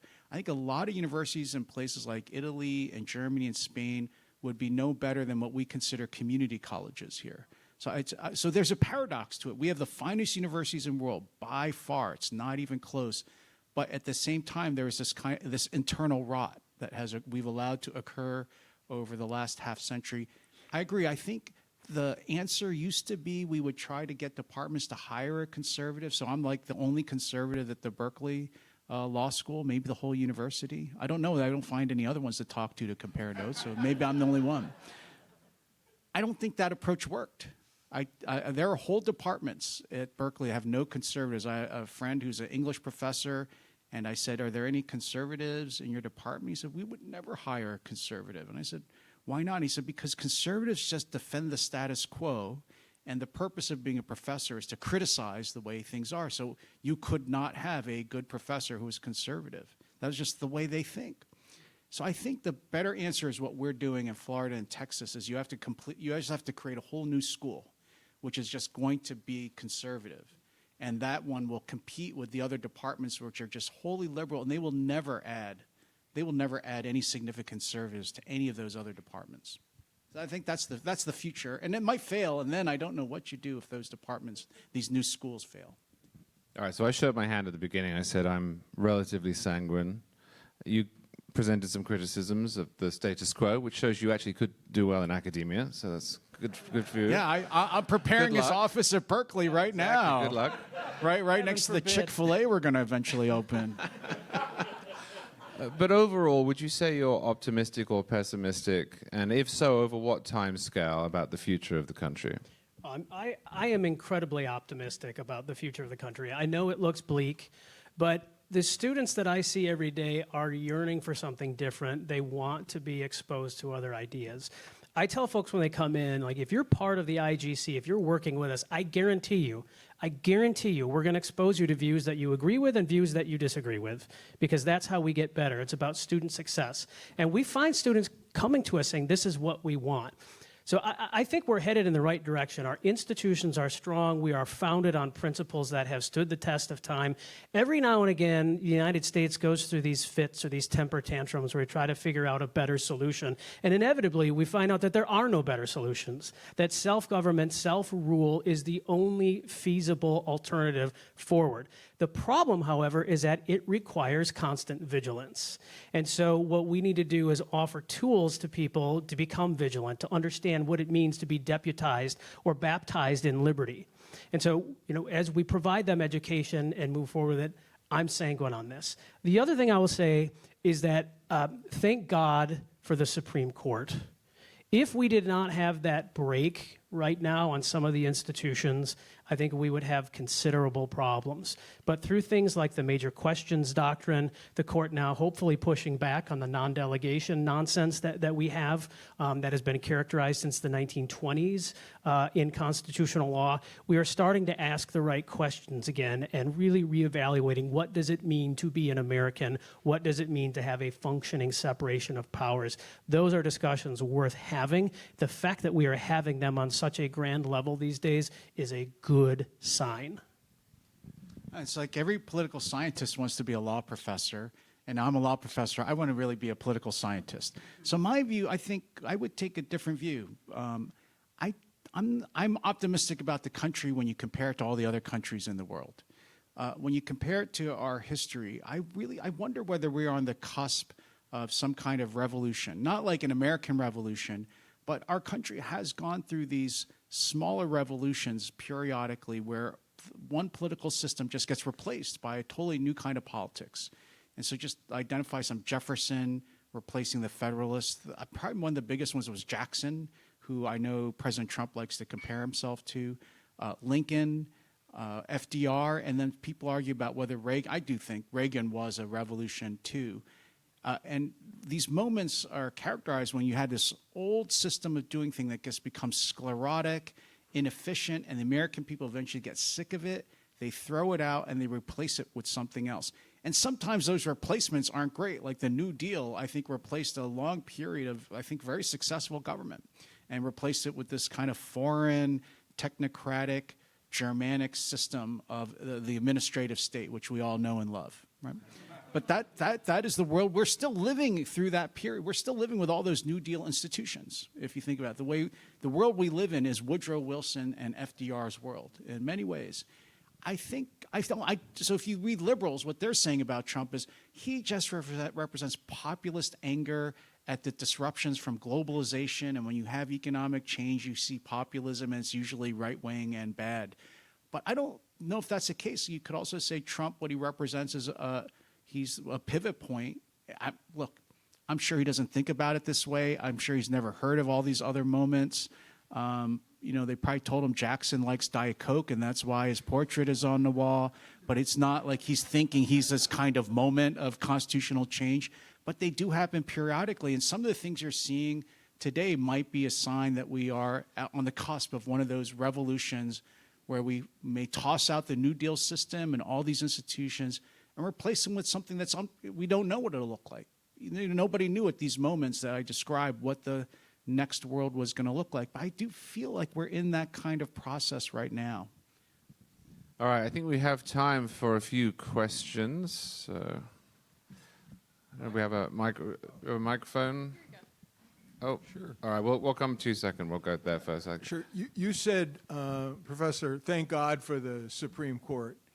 And obviously, no news to anybody in this room that there are a lot of people on the left who want to expand the size of the Supreme Court. Every Democrat in the Senate is committed to getting rid of the filibuster for voting rights issues. And there are these big interest groups, the unions and the pro-abortion groups, that want to pack the court. Do you see like a Manchin or a Sinema on the horizon that will say no to this kind of thing when the Democrats next win a majority? Or are we really in danger of losing an independent Supreme Court the next time the Democrats win a trifecta? Yeah, it's a good question, and thank you for that. Ironically, about the only Democrat on the national stage that makes any sense these days is the guy who had the stroke, John Fetterman. Right? I don't think Fetterman is going to be enamored of this idea. It's always interesting when you have these sort of radical claims. It's easy to make these arguments and claims and say you support this in the abstract. When push comes to shove, I'm not sure how many Senate Democrats would get on board with some of these changes. And I think some of them, they would. When it comes to the Supreme Court and packing it, I don't know the answer to that. I think there would be a lot of pushback from the public. I mean, it has been a constitutional norm, right? It's not in the Constitution that we have 9, but it's been a constitutional norm since 1869. It would be an upheaval if it was changed. That one I'm not as worried about as I am things like statehood for Puerto Rico or D.C. or some of the other dynamics that they're talking about. I mean, I think the Democrats absolutely do want to pack the Supreme Court. They're very open. Remember when in the primaries in 2020, they asked the Democratic field, raise your hand if you're in support of changing the number of justices, and the only one who didn't raise their hand was Joe Biden. Every other nominee raised their hand. I think there's complete agreement for this on this, and it's no mistake why that the two senators who voted against changing the filibuster rule to stop that are no longer in the Senate. Were driven out by their own party. So I completely believe they'll pass. Now I'm all in favor of it because that's how I'm getting on the Supreme Court. If we got 400 members, actually, you know how many Supreme Court justices are in China? 300. So there's my chance, except there's 1.5 billion of them, so the odds are against me. But my point about China is that once you start expanding the numbers, there's no natural stopping point.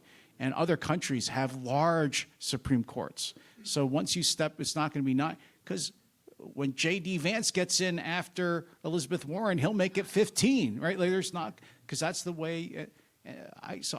But I do think that Democrats are, because if you change the Supreme Court, first of all, being in law school, I see the anger. The professors, law students, they hate the Supreme Court. We are seeing assassination attempts on justices. One little personal example from hosting Justice Thomas at Texas, he has a full-on security detail of the same kind that the Secretary of Defense has because of all the death threats. And this is not just conservative justices, they're all getting death threats.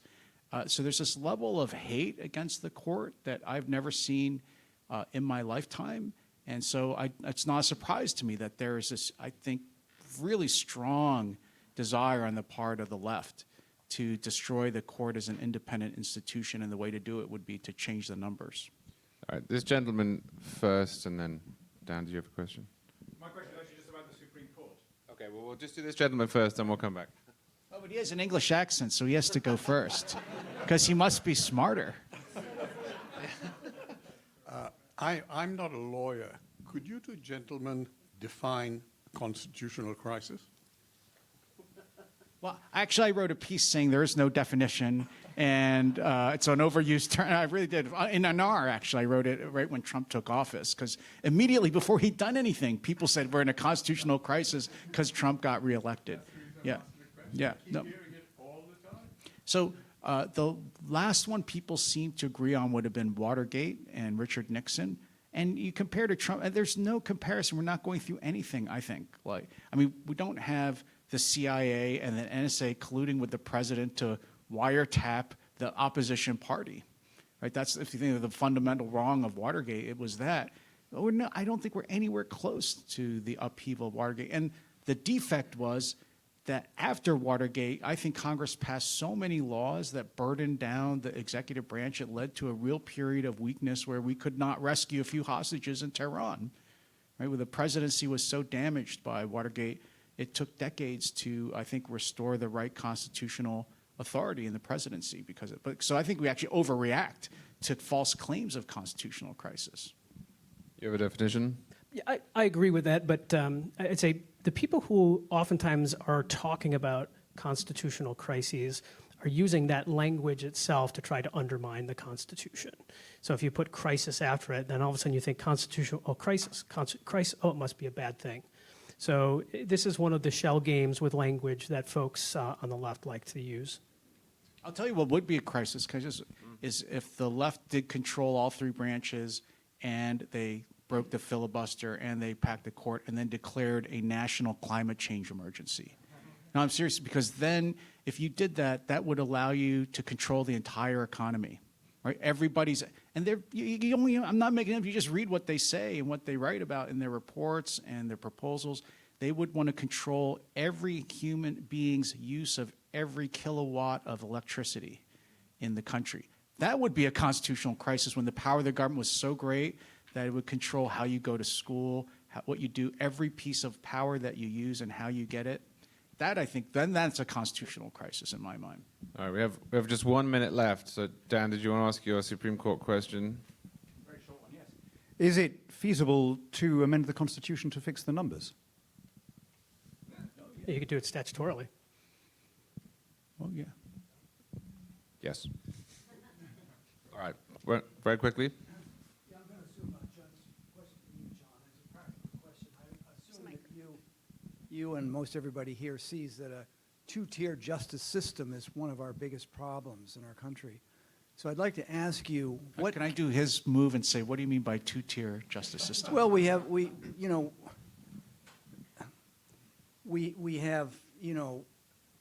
it's politicized. Justice is politicized, so that the liberals get a pass and conservatives get prosecuted. Yeah. Okay.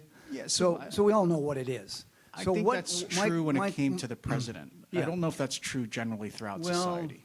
yeah, maybe, but I want to ask you, what practical steps would you recommend to correct this? So this is a National Review thing. So I wrote a piece about this question in National Review during the president's trials. You know, he's being prosecuted by 4 different prosecutions. And the abuse is not really in the courts. The abuse is in the use of the prosecutorial power itself. Because, right, all you have to do is start the prosecution. You may never even get to court, and you can destroy somebody. Yeah. Right, just their reputation, their finances, Lawfare. their position in the community. So, under current legal doctrine, courts refuse to look at the way prosecutors choose their targets. There's no judicial review of how prosecutors choose. It's called prosecutorial discretion, and it's been with us for hundreds of years. So I wrote this piece in National Review saying, well, then this is like the old political hack in me, said the only way to get them to stop would be to prosecute some of them. And maybe it has to be outrageously political too, to stop them from the other side from ever doing it again. So I said, well, let's prosecute Joe Biden and his son and make up grounds, or don't even have to make up grounds. You could just say, where'd you put the handgun in the dumpster, buddy? So you could just prosecute them for things too, and say, we'll keep doing it too to you unless you stop, and we have a kind of mutually assured destruction dynamic.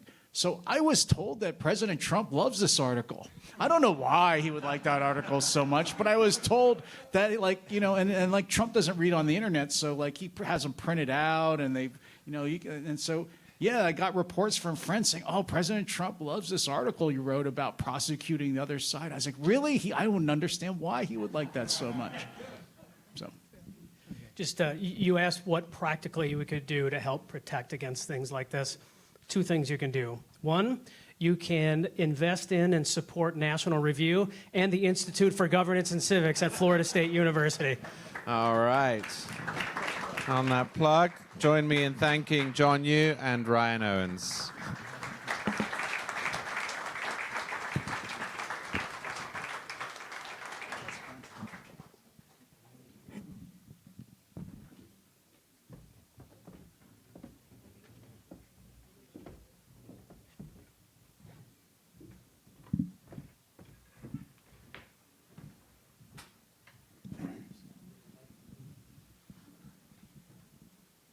Well, since we resolved the issue with our constitutional system, it's about time now that we turn to the perennial political question of immigration. So I came to the United States in 2012. I took the oath of citizenship in 2025. In fact, it's almost a year to the day, so I'll be taking congratulations and attaboys and welcome homes and celebratory toasts at the bar later. Thank you, thank you. So in between 2012 and 2025, a few of the things I did included helping the late Tom Ferrer write his final book on migration, the migration crisis in Europe, and what the governments there ought to have done about it in the 2010s while they still could. And then later, before joining National Review, I built and then managed the immigration-related grant-making portfolio of a public policy organization in Washington, D.C. There, my path could have crossed that of Cesar Grajales. It did not, which is why I'm doubly elated today to have this opportunity to talk to him about this issue. Cesar is a Colombian-born American. He is a grassroots activist and leader. He has worked with Americans for Prosperity and with the Libre Initiative. And he is the founding president of the Red Latina Network Foundation, which is a new media ecosystem that aims to communicate to Hispanic audiences the principles that make the American experiment such a marvel.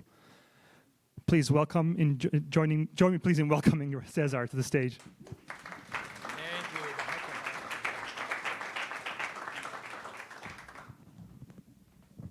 What a great introduction. Thank you. Let me tell you actually an anecdote. He's from Armenia. Well, I'm from Cyprus originally, but I'm ethnically Armenian. So it's funny because I was born and raised in Colombia, but the city that I was born is Armenia. So when he told me I'm from Armenia, I was like, hold on one second, you're from Colombia? No, Cyprus, Armenia, yeah. I've heard that I could pass as Latin American, and certainly Cesar told him he can pass as Armenian. Now I have 3 nationalities, which is great. There we go. First of all, let me say thank you to Chuck and everybody at the National Review. I'm so happy to be here tonight, and it's a privilege for me to be here. Thank you very much. Thank you, Chuck. So I think we should start relatively easily with a straightforward, easy topic to tackle, perhaps. What is the greatest problem about the U.S. immigration system right now, and how would you ameliorate it? What an easy question. Well, I would say, in my opinion, and this is me being an immigrant to the country, I think it's the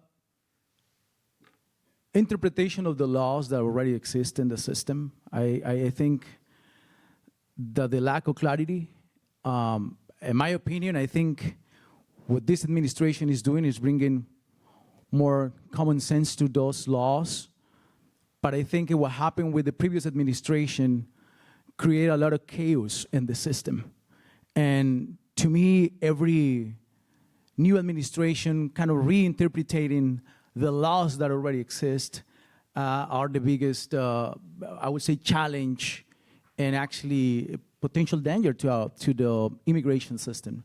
Again, the laws are already there, but the way they interpret the laws, or even just do not apply the laws at all, that creates a lot of chaos in the immigration system. I think that's the biggest threat to the immigration system. Well, certainly the illegal immigration and the non-enforcement of the laws that are already on the books are a problem. There are also plenty of problems with the legal immigration system itself. Do you think it's still important to make the distinction between legal and illegal immigration to frame the issue, which is not very much in fashion on the right at the moment? Well, it's very interesting because when it comes to semantics, there are people will say, I prefer to call undocumented people instead of illegal. But I think the process that when you cross the border without documents, to me, that's an illegal action. And regardless of semantics, to me, it's something that I understand the emotional part. I understand that people is fleeing countries because they don't have opportunities. I left my own country of origin 26 years ago because it was in the peak of the violence and drug cartels and everything. But I came through a process. I first applied as a political, I came here with my dad. We came with a visa, and then we applied for the political asylum. We went through the whole process of getting the political asylum, and then applying for the residency, and then the permanent residency, and eventually becoming a U.S. citizen. So it's a whole legal process. So I understand the emotional part, and also the humanitarian part of the immigration process. People is looking for opportunities and safety in other places because they lost that in their country of origin. But it doesn't, in my opinion, it does not eliminate the reality that when you cross the country without permits, that's an illegal action. And I think that the previous administration created a very perverse incentive, telling the people somehow that if you cross the border and come to this country illegally, then somehow you're going to have a path to permanency in the United States. So the way they challenged that, people like me who said, no, I think the immigration process should be orderly, is they say, oh no, then you are an anti-immigrant or you are a racist, which is funny. They call me racist. How ironic. And but the reality is that I also came to this country looking for law and order.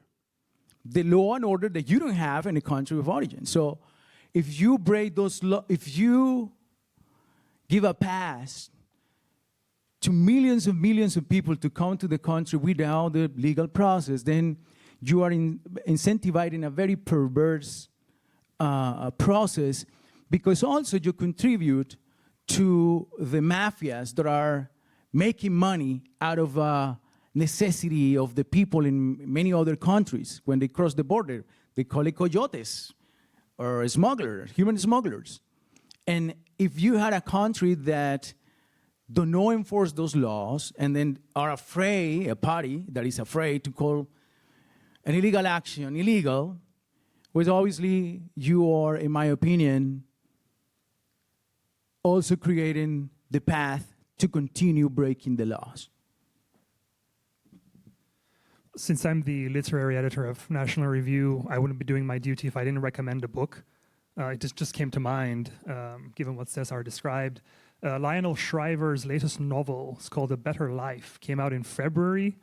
I write about it in the bookshelf column of the monthly magazine. Do check it out. It imagines what would have happened if New York City had gone ahead with Eric Adams's proposal in 2017 or 2018 to offer to New Yorkers the opportunity to host asylum seekers in their homes for a small fee by the city. Now, I'm going to add something to that. Please go ahead. New York. Actually, I had an anecdote that. This is a story that I know as a fact. I'm talking about perverse incentives to immigration. I met a family, and this is a young couple that had 2 kids. One of those was born in the country here, and they get these incentives in New York where the government, local government, were paying for hotels for undocumented people or illegal people. And I remember when President Trump became president again, that they cut all those government funding programs. They came to Florida. So that's the reason I met this couple and the children. And it affected me because I saw those young children. But then I spoke with the parents, and they were mad to Florida because they don't have the same programs that they had in New York. And I asked them, but you were working for what? They were giving me food, very nice hotel room for over a year. And I think they also give us some monetary compensation. So what's the incentive for someone who is an immigrant to the country to go out and look for a job? Again, going back to the point, if you don't enforce the laws, I think you delete the reason why you came to this country in the first place, which is looking for opportunity, find a job, and be successful, but also being accountable for breaking the laws. So I just want to add something to that point. Yeah, well said. I've often found that the U.S. immigration system is rather directionless. It doesn't really have an objective to which it aims, which is not how we would treat any other lever of statecraft. I don't think we would tolerate, let's say, if our foreign policy was completely rudderless, if it simply comprised a bunch of reactions to what's happening around the world or what's happening in the United States by actors from around the world. So why are we tolerating this fully supine immigration policy, a lever of statecraft that has gone untouched for something like 30 years? I believe the last time when there was standalone legislation passed on immigration was in 1996.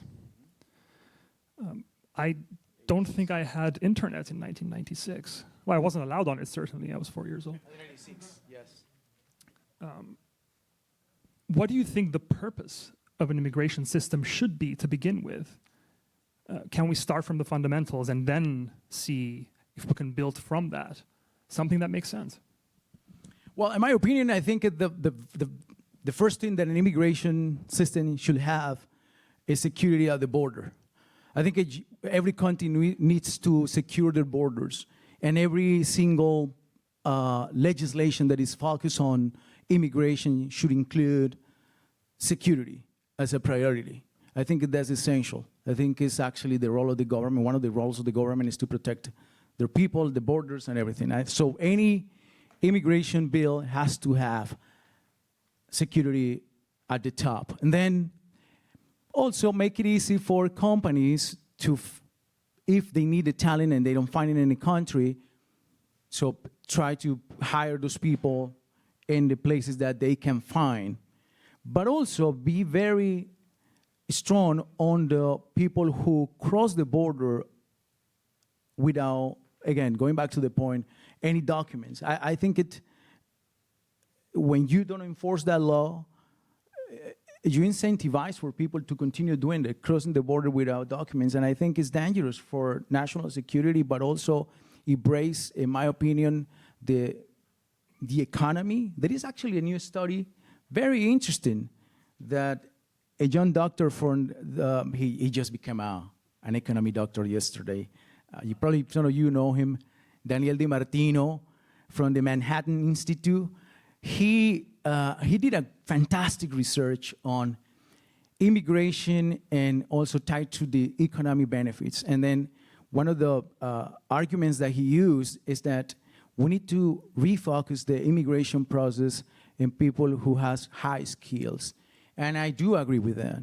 It doesn't mean that we're gonna be a country that we don't need some other type of immigrants in the country, but I think it's too much focus on, or we're losing the opportunity to open the way for high-skilled talent to migrate to the U.S., having in mind there are many companies that need that kind of level of talent that maybe they don't find it here in the country. So I think to the immigration, again, really find a place where we need immigrants, and to make our borders stronger and enforce the laws so it doesn't incentivize people to come to the country without any legal path.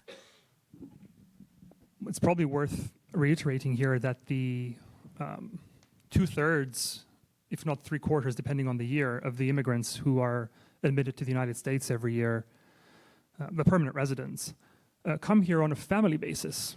They're not sponsored by employers, nor is there any kind of skills assessment involved in the selection process. Now, that could be fine as an immigration policy, but I would like to hear a justification for it. I think it's been absent on the left as well as on the right. And definitely, let me tell you, Bahaken, that also came with a lot of economic burden to the country, because they say no, but hey, there are many immigrants that come to the country that maybe they are in the age of retirement, and they know actually ended up working in the country, but in the future taking benefits from the nation. And I think it has to change. I know it is a very difficult conversation, because they will say, again, you're racist, you don't want more immigrants because you already crossed the border. But again, I came here because I was looking for the opportunity, but also for law and order. And law and order includes a good structured immigration process that doesn't incentivize this kind of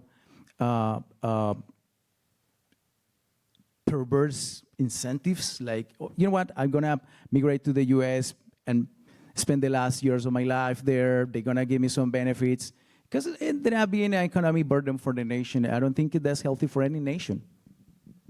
Yeah, you brought up the problem of perverse incentives a couple of times now. On the New York Times front page today, there's the story of a young Honduran woman, 27 years old, who had once been deported last spring already, returned, crossed again illegally late last year while she was 6 months pregnant, and just delivered a healthy baby boy who's an American citizen now by law. I think you're heading to a very interesting question.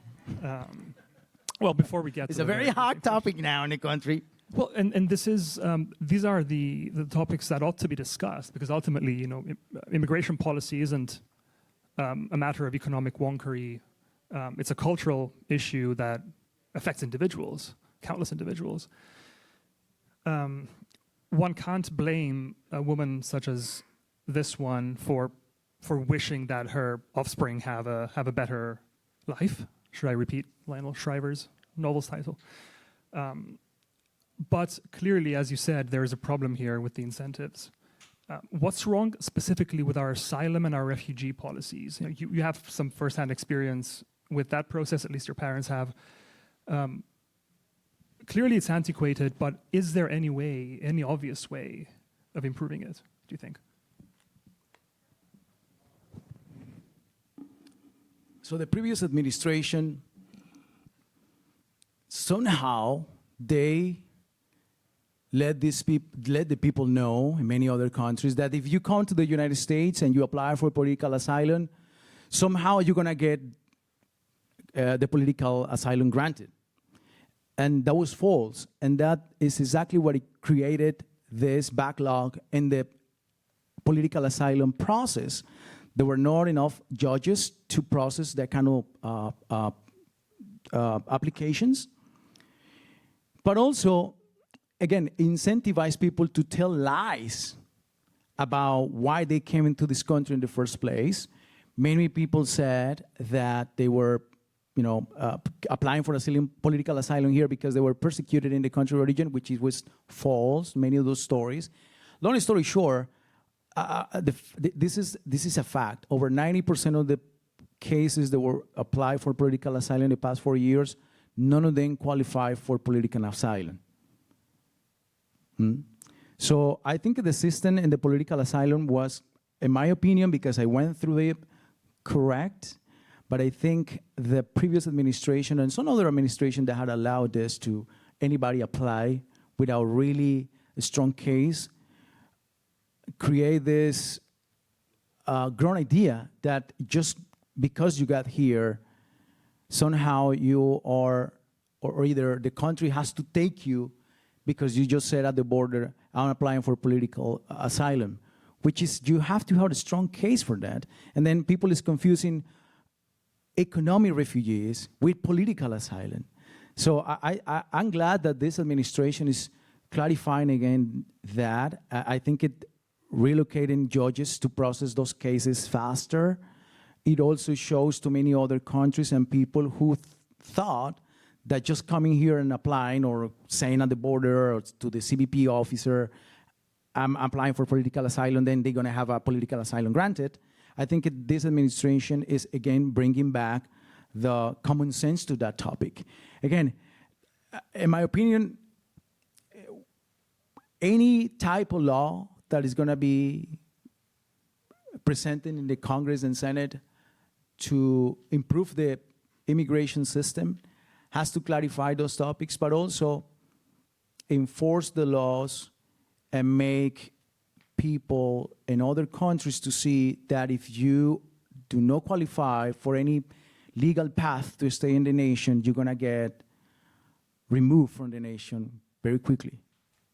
Because one of the other things that happen, these are cases that I know. I know these cases, people that I've been speaking with, that they delay their stay here through many different legal process. And then you see lawyers also making money out of this, which is also kind of cruel because they continue feeding the idea to these families that they somehow they're gonna stay here legally, and there is no way for them to stay.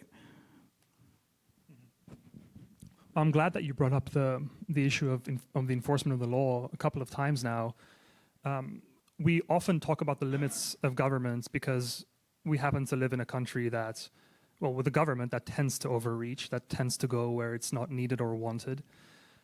This, I'm afraid, immigration policy is one of the very few places where government is wanted. It is a federal matter.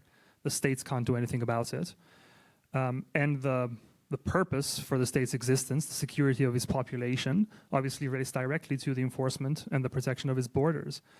So this is an obligation that Congress has long now abdicated. And of course, the executive has filled in with ad hoc regulations here and there, which of course can't be lasting. So I'm glad that you're focusing on the enforcement of the law because it has to be the starting point, if nothing else. Since we brought up also the New York Times story from this morning. Well, I brought it up specifically, deliberately. Let's talk birthright citizenship. It is right now in the news, obviously. The Supreme Court case, Trump v. Barbara, will be decided, I believe, next month. June, right? In all likelihood, this is a matter that, should it be reformed, will require a constitutional amendment. And I think, once again, I think practically speaking, that's the right way to go about it. But let's talk normatively. What do you think of the principle of birthright citizenship, and how central do you see it, if at all, to the idea of what America is, as some people do? I'm going to start by saying this, and I'm not a lawyer, and I appreciate the conversation before us. I think it's fantastic what the legal aspect of every single decision in the Supreme Court. I think it's fascinating. To me, when I have the time, I listen to the Supreme Court arguments and many different topics. I think intellectually it's fascinating listening to the different arguments. Now, having said that, I'm going to respect whatever the Supreme Court is going to decide in June, I think so, about this topic. But in my opinion, I think the Amendment 14 of the Constitution, I like that this administration is challenging and the interpretation that we have now of the amendment. There are many cases where we have seen that this amendment has been abused, and that has been documented. And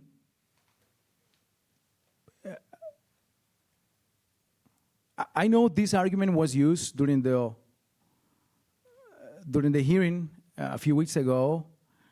I think it was no. I think one of the Supreme Court judges said something that it was not relevant. I disagree. I think it's relevant. When you use an example of many other different countries, how they apply their laws of citizenship by birth to the people. And I'm going to use my own country of origin. In Colombia, if none of your parents are Colombians, then your child is not Colombian by birth.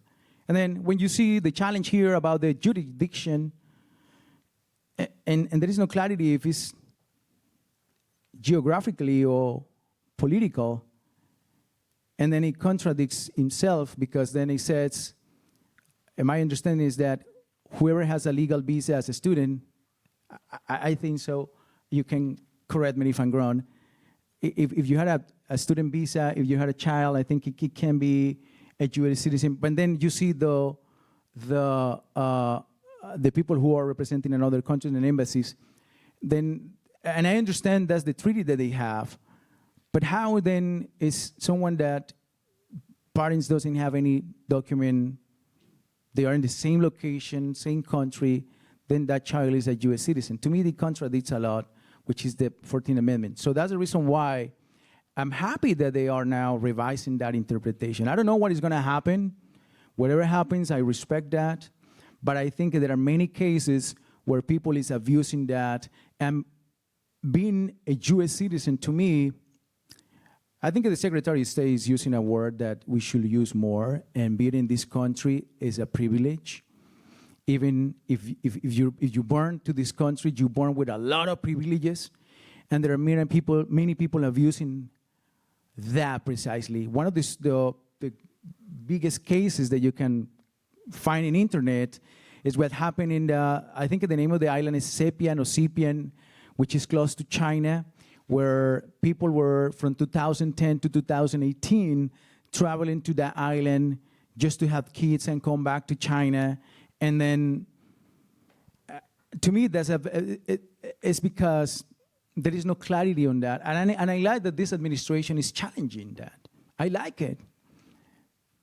Because again, probably most likely when the 14th Amendment was introduced to the Constitution, obviously there was a different world, different immigration necessities, and it had changed the world, and people now, again, many people, in my opinion, is abusing of that. So I know it sounds like for some people don't like my point of view, but I defend it because I think being an American is a privilege. And if your parents broke the law and they don't have any status in the country, then it should be like many other countries where not just because you're born there, you're going to have all the privilege of a regular U.S. citizen. Thank you for your candor. I truly appreciate that. We do have a few minutes for questions. So let's open it up. Yes, please. There has been some press about the falling birth rate in the United States. You probably saw an article, I think this week, maybe in the Journal. What do you make of the argument that we need immigrants in order to sustain population growth in the United States to continue to provide the necessary people working at lower levels to support the increasing population, the increasing age of the population? And thus, I think that's also one of the challenges that are facing Europe and Japan, if I'm not mistaken.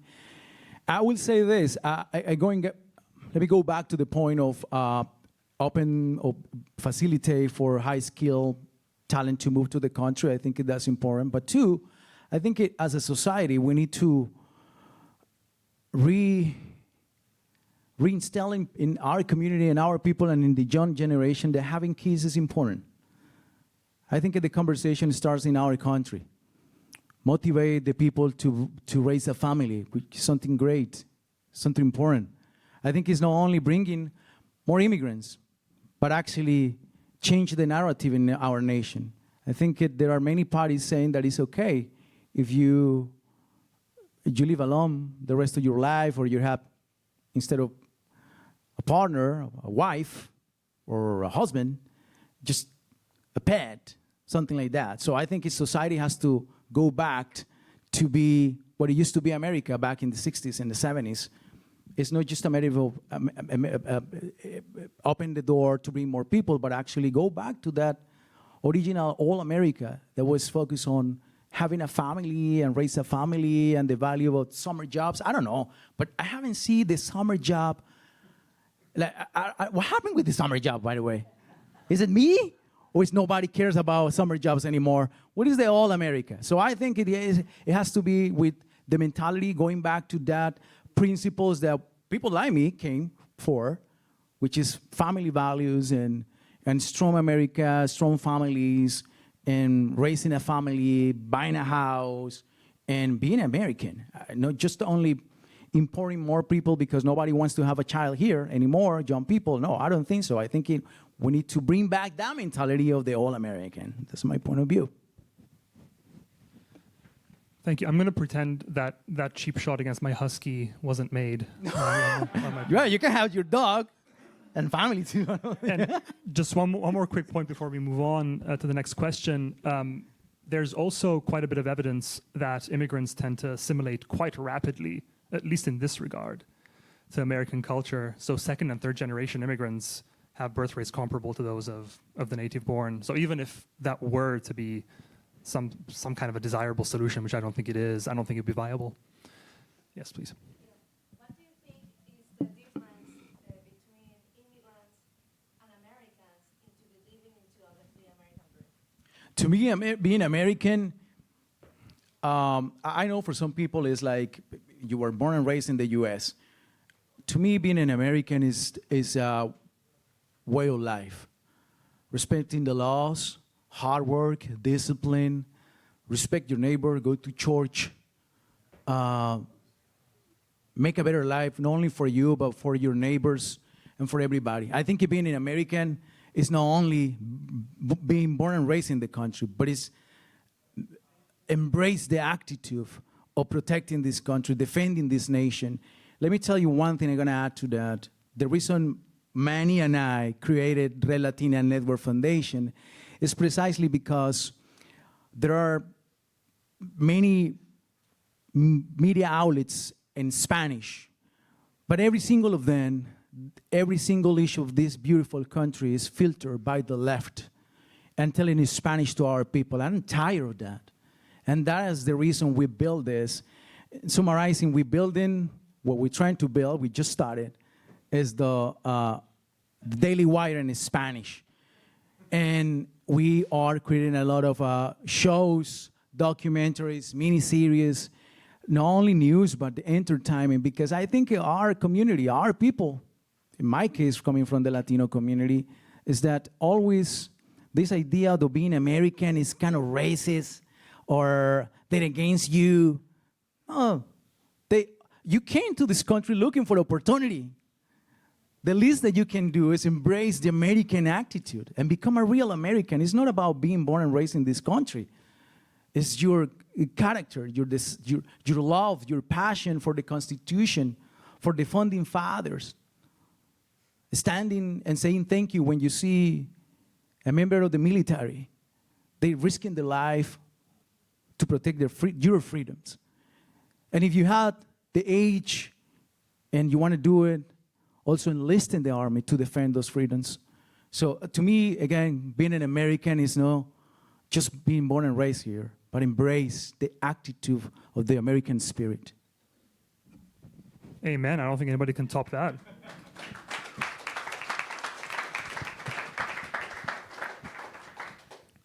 Yes, please, one more question. When you look at the scope and scale of the immigration that's happened in Europe and the impact that that's had on the culture there, do you see similar risk here in the United States, or are there adequate safeguards, guardrails in place to prevent that, subjugation of those Western values that we have? I'm going to start by saying that it's sad what is happening in Europe. I know Mr. Hannam is here, and he quite do a great job in England and UK. Not in Europe, I know. But I'm glad that I don't think every single government is perfect. I appreciate many of the policies that this administration is implementing or proposing. And one of those is precisely enforcing the laws at the border, securing the border. And I hope that stays after this administration. I hope there is a new Republican president in the future, or right after this one, to really lock down that policy of security at the border. But I think there is always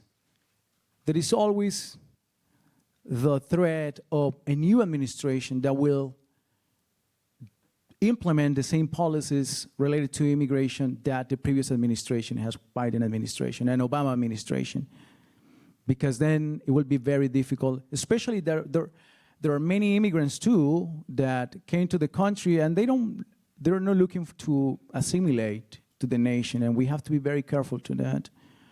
It's not just about the language. You guys know me. Look, I'm speaking with my accent and everything, and probably it's not going away ever. But again, it's going back to the attitude, embracing the American spirit. And let's be frank about this. There are social groups that culturally they're not aligned with us. So we have to be very, very careful what kind of immigrants came to the country. I'm sad what is happening in Europe. I hope Europe comes back, but I think they are very far away now, and they losing. And I think this administration is leading the way to go back to what it should be on the immigration topic. Well, thank you all for the conversation. This is an invaluable one to have. I hope we can continue it later. Please join me once again in thanking Cesar for joining me.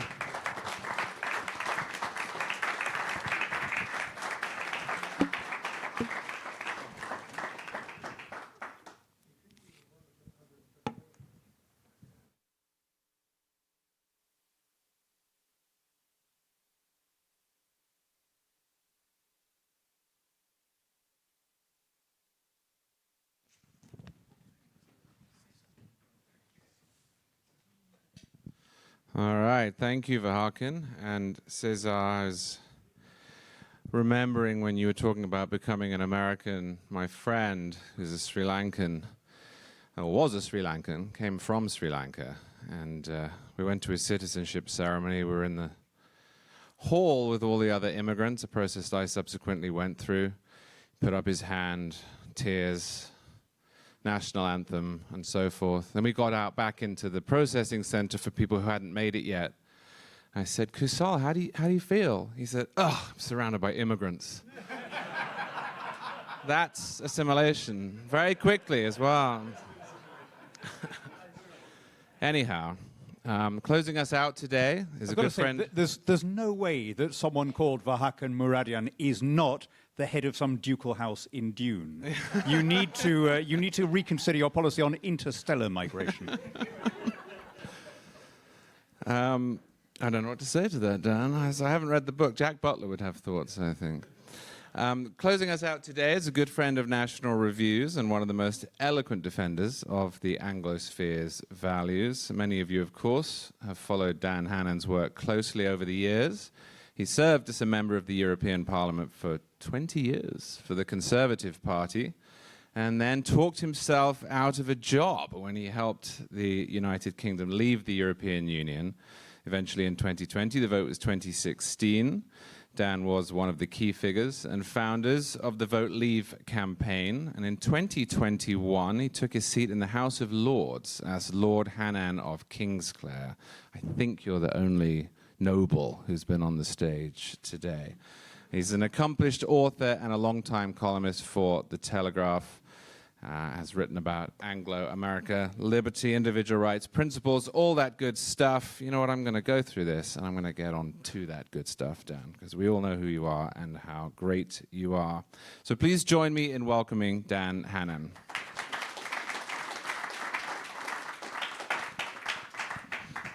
All right, so we talked a little bit before this, and you made an observation I thought we would start with, which is, in fact, this is related to our previous topic, which is that people move in to Miami. They don't move out of Miami. The movement from other countries is one way. Now, why is that?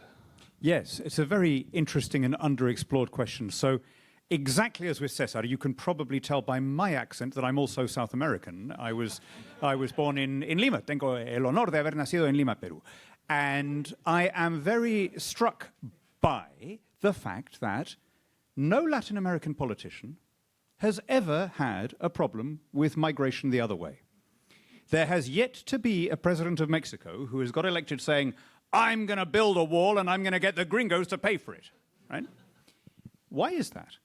And we all kind of take it for granted, but it's worth just taking a moment to explore what's going on. When I was 5 years old, a mob attacked our family farm. This was the Peru of General Velasco at the beginning of the 70s, and he'd proclaimed a land nationalization program, and as often happens when there is that kind of government, you get a breakdown of order. People take the law into their own hands, and it was only many years afterwards that the really shocking thing struck me, which is that nobody had been shocked. Everyone took for granted that that kind of thing happened, that constitutions and that the rule of law were contingent, and that there was nothing permanent about civil order. There was no concept of a constitution being above the government of the day, a government of laws, not of men. So what's the fundamental difference? As the great historian Macaulay said, when South America was settled around the same time as North America, Spain was by far a wealthier and more powerful country than England. The greater resources were in South America. And yet, the settlers here brought something of greater value than all the silver in Potosi. And that was a way of arranging their affairs that emphasized contract, property, and the decentralization and dispersal of power. So, since we're in the 250th year, consider this. You are on your first constitution in a period when Latin America has got through more than 200. My native Peru is on its 12th. Venezuela is on its 24th. The Dominican Republic is on its 32nd. And in a way, that's completely normal, right? We're a tribal species. We're social primates. The most natural thing in the world is to say, we're the good guys, we're in power now, we don't want to let those idiots come in because of what may be a one-off transitory national mood, right? right? So let's change the rules to ensure that people like us remain in office and people like them don't ever get the chance to displace us.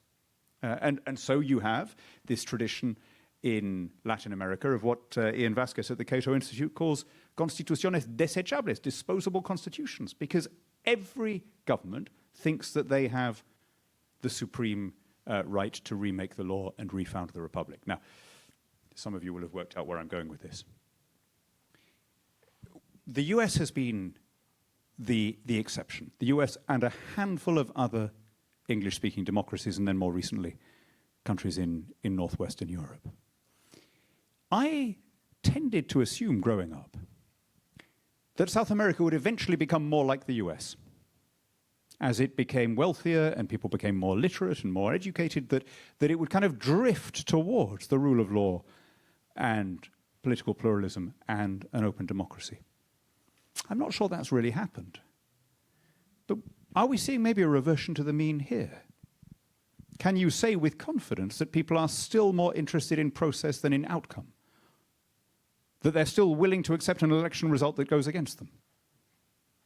I wonder. I had not heard until very recently this widespread thing of American politicians calling for their opponents to be locked up, right? That was one of the things that used to make this country different from Bolivia or somewhere, right? So my real point on the 250th anniversary is this. The little secular miracle that unfolded in the old State House in Philadelphia was not like a one-off, that's it, that you can pocket that and move on. That is a work of constant repair and upkeep. Every one of you, every generation in the US keeps that constitution on a repairing lease. You have the obligation to try and pass it on in an improved condition. And as soon as you stop doing that, and I sense that the education system here doesn't do it in the way that it used to. I say here, actually, I exempt Florida, which I think is doing good things, but in general in the US is not doing it. Then very quickly, people will revert to that very natural way of governing themselves, which is how humanity has been governed for the last 10,000 years since we discovered agriculture, and which is much closer to what happens in Peru than to what has been happening here. Peru, by the way, is on the 5th day of counting its most recent presidential election, and already everyone is disputing it, right? They don't even know what the result is, and they're all saying it was fraudulent, right? So again, be very careful. If you don't want to slide into that way of doing things, you have to keep teaching every new generation the counter-cyclical and difficult truths that elevate and ennoble your constitution. Yeah, 5 days is lightning quick for California, so that's... So why don't you answer the question for us? I mean, you've posed the question.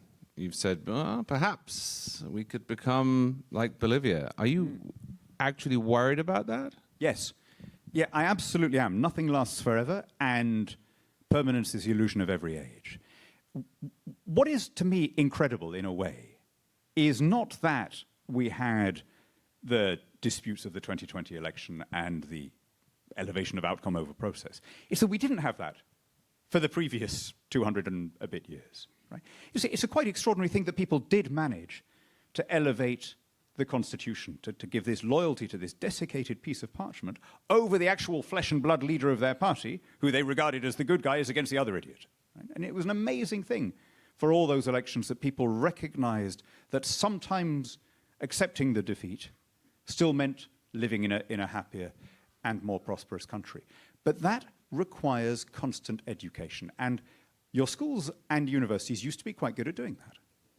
They were very good at turning people into Americans wherever their parents had come from and communicating the civic values on which a republic has to rest. Above all, this repudiation of tribalism, which is, as I say, the most natural of all human instincts. In fact, the oldest human ethic, you could say, for the last 1,000,000 years, my tribe good, your tribe bad.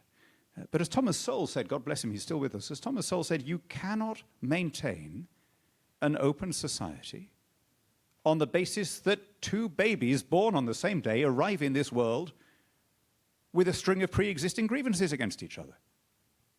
Very, very difficult idea. And if that seems an obvious thought to us, it's because we are the products of an education system that I'm not sure we're getting anymore. I'll tell you a funny recollection I have when I was about 10 of a friend of my parents being unspeakably rude and unpleasant to a young couple whom he had never met before. And my mother was so upset she left. And my father afterwards said to him, "What did you have against that young couple? You'd never met them before." And the friend said, "Yeah, but I had enough of French Canadians during the war." Now, even at age 10, I could spot what was wrong with his logic, right? Which is that whatever he'd had against French Canadians, who I, by the way, find the most delightful people, but whatever grievance he'd had, it wasn't with this couple. If you like, on my side rather than his in that story, I put it to you that you are the product of a really exceptional educational system that has taught you to do a very unnatural thing, which is to elevate the individual above the collective and to overcome the impulse to vendetta and blood feud, which is deep in our genome. Right? Now, like I say, that education system used to be really good. When our schools, and not just our schools and colleges, but the wider media, stop doing that, and not only stop doing that, but start doing the opposite. Start encouraging tribal thinking, because they start teaching you that the most significant thing about you is that you're white or female or whatever it is. When you go down that road towards identity politics, then I think you endanger the whole system. And just as we had the deranged summer of 2020 with the BLM madness, so I now see a backlash which is just as identitarian, just as self-pitying, just as grievance-based, what Konstantin Kisin calls the woke right, and just as collectivist. And both of those are antithetical to a free republic, which has to be based on the idea that we are all ultimately responsible for our own behavior, and that if you've got a quarrel with someone, you don't take it out on their nephew, right? And that makes Western society, and particularly Anglosphere society, highly unusual geographically and historically. All right, I mean, obviously I agree with all that, but we do have to make an exception for the Germans. No, look, let me ask you about Britain, because I share some of your worries. I certainly think society is fragile. I certainly think that it is a mistake to be complacent. But here's a sort of counter-argument, if you will. The US seems to me to be pretty resilient. Its institutions seem to hold. I mean, and I have two examples of this now, one on each side, so I can say this in front of any audience without them booing me. The Biden administration tried to spend $500 billion without Congress on student loan forgiveness, and the Supreme Court stopped them. The president, at the moment, tried to impose massive global tariffs without Congress, and the Supreme Court stopped him. And both candidates. Very disappointed by Justice Thomas's minority report. I don't know if you read that. I did. False, fleeting, perjured Clarence that stabbed me in the field at Tewkesbury. Well, no, I actually think that it was classic sui generis Thomas weirdness rather than hackery. We don't have time to go down that rabbit hole. But yes, he was stopped, right? They were stopped. Trump was awful during 2020, but he didn't stay in office. And what I want to ask you about Britain is the instincts that you're describing are terrible, but it seems by and large the system holds. The First Amendment holds. The Second Amendment holds. The Fifth Amendment holds. Britain is in the process of, for a huge number of crimes, abolishing jury trials. And it can do that because the Parliament is sovereign. And there's, although there's been a backlash of sorts, it's going to go through. In the United States, until such time as the Constitution collapsed, that would be struck down in 4 seconds. I mean, that would go to the Supreme Court, it would be 9-0. How worried are you about Britain, which has some of the same instincts you're decrying, but doesn't have that backstop of a constitutional order, at least for now, to prevent the backsliding? Yeah, you're quite right. I think culture is generally a product of institutions. And when we talk about cultural differences, very often we're just not looking hard enough at the institutional differences, because culture is not some numinous, disembodied thing that hangs alongside your country. It is a product of the incentives within that country. So why is it that the US has escaped some of the very real problems that you identify in your former and my present country? Well, first of all, the nature of the Constitution. And I cannot stress enough the importance of federalism and the fact of having a diverse plurality of competing policies so that bad policies are identified, so that you can pilot and trial new schemes, copy what works in your neighbors, and punish what fails electorally. I'm very conscious of saying this in a state that I think actually has got most of the recent calls right, and particularly on lockdown. I'm disappointed that the governor of Florida, who took huge risks, I mean, those of you who haven't been in politics may not appreciate how difficult it was in the climate of 2020 to say, I am disregarding the advice and staying open, right? When you've got everyone saying, you, governor, are going to be personally sued. It won't be the state of Florida that's sued. It'll be you personally sued by the survivors and the bereaved families.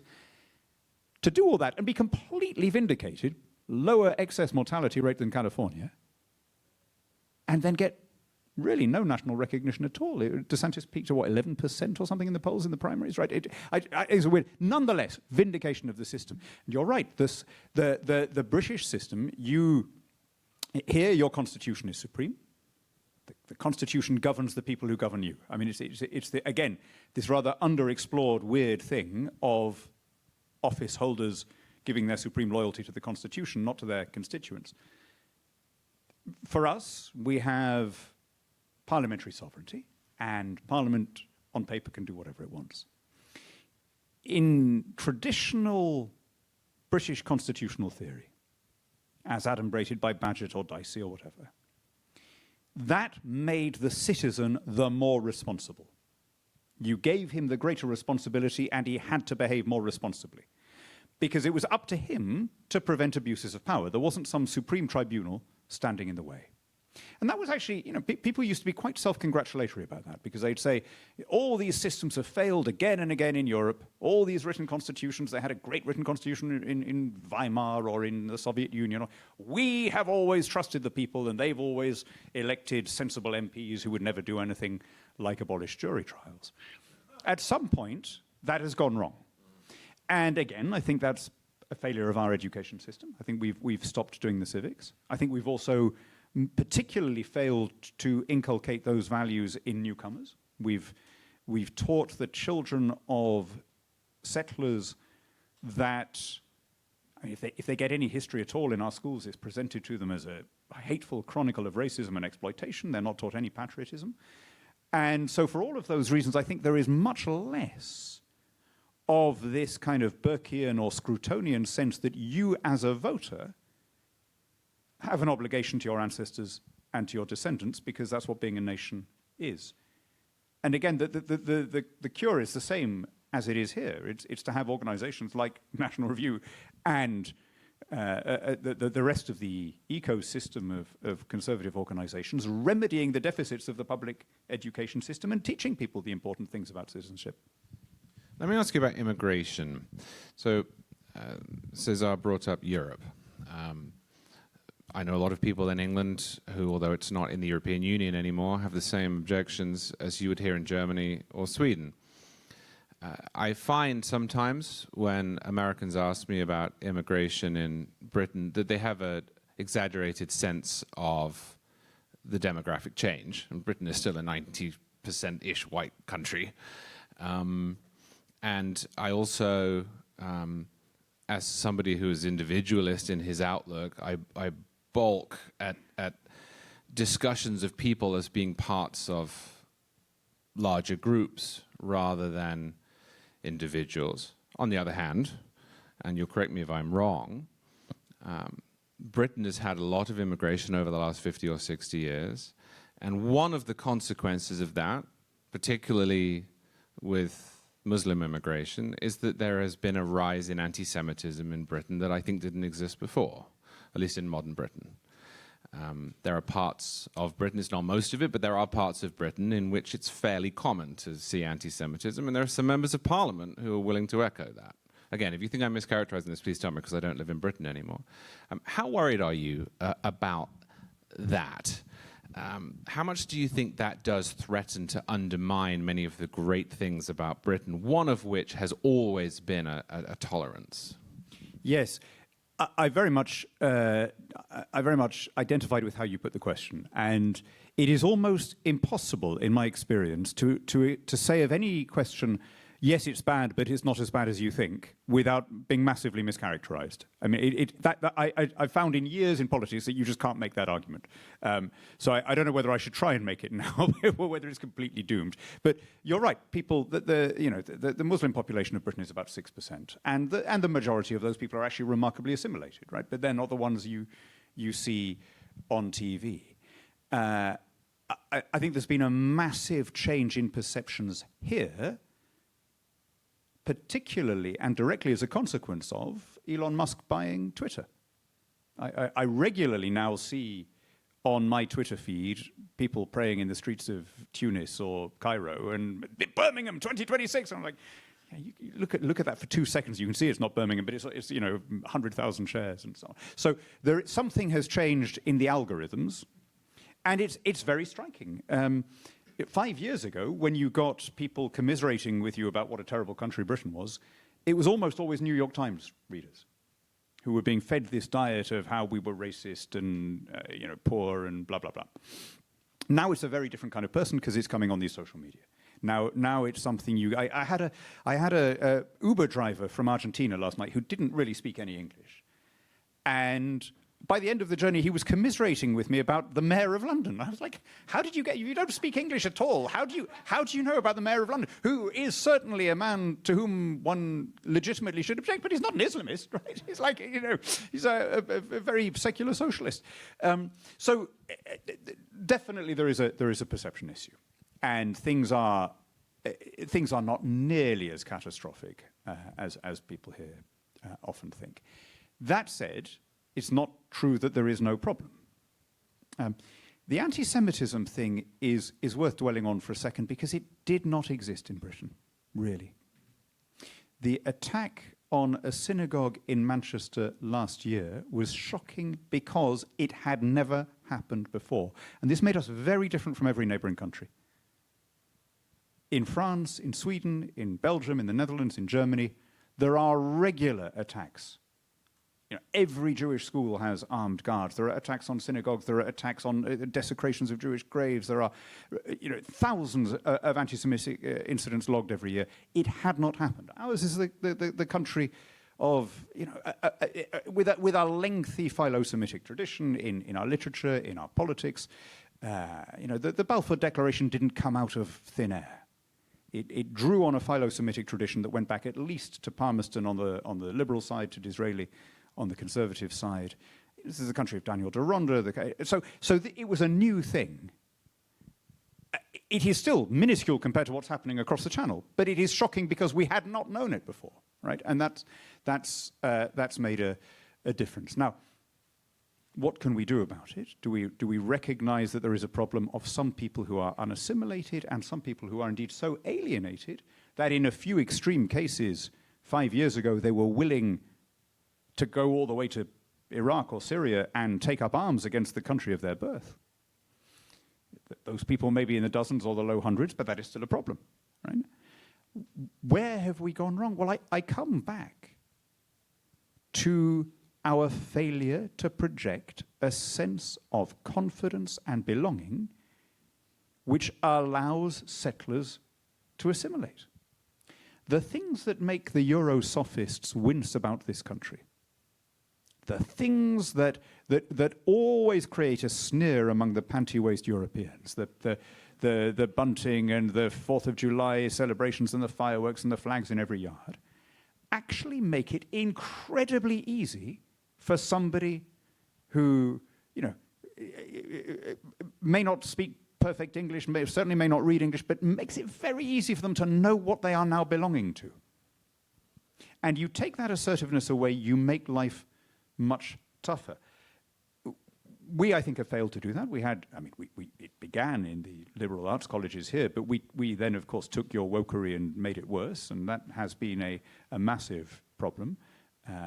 I find it extraordinary when I see second-generation Brits going on social media and attacking Israel as a settler colonial state and encouraging indigenous people to resist. And I think, what kind of fire do you think you're playing with when you're saying indigenous people should resist, right? But that is a massive failure of our educational and cultural assumptions. And by the way, this is not new, right? If you go back 100 years, 80% of British subjects were neither white nor Christian. And in the run-up to the First World War, there were a lot of nervous memos flying around about what would happen if we ended up at war with Ottoman Turkey. Ottoman Turkey had already drawn very close to the Germans, and we could see the possibility. And Kitchener and all these people in the Committee of Imperial Defense were saying, what will be the effect on our Mussulmans in Egypt and India? Right? What was the effect in the event? None. They joined up in huge numbers, in slightly bigger numbers in India than their Hindu neighbors did. Right? All volunteers. There was no conscription. And they joined up 1.5 million in the First World War, 2.5 million in the Second World War, young men prepared to cross half the world and take up arms for a country they'd never set eyes on because it still had a strong brand. Thou must eat the White Queen's meat and all her foes are thine. People could assimilate into it, right? We had the equivalent of those flags in the yard. Now we don't. And I'll tell you the place where it's gone furthest. As you say, I was in the European Parliament for 21 years.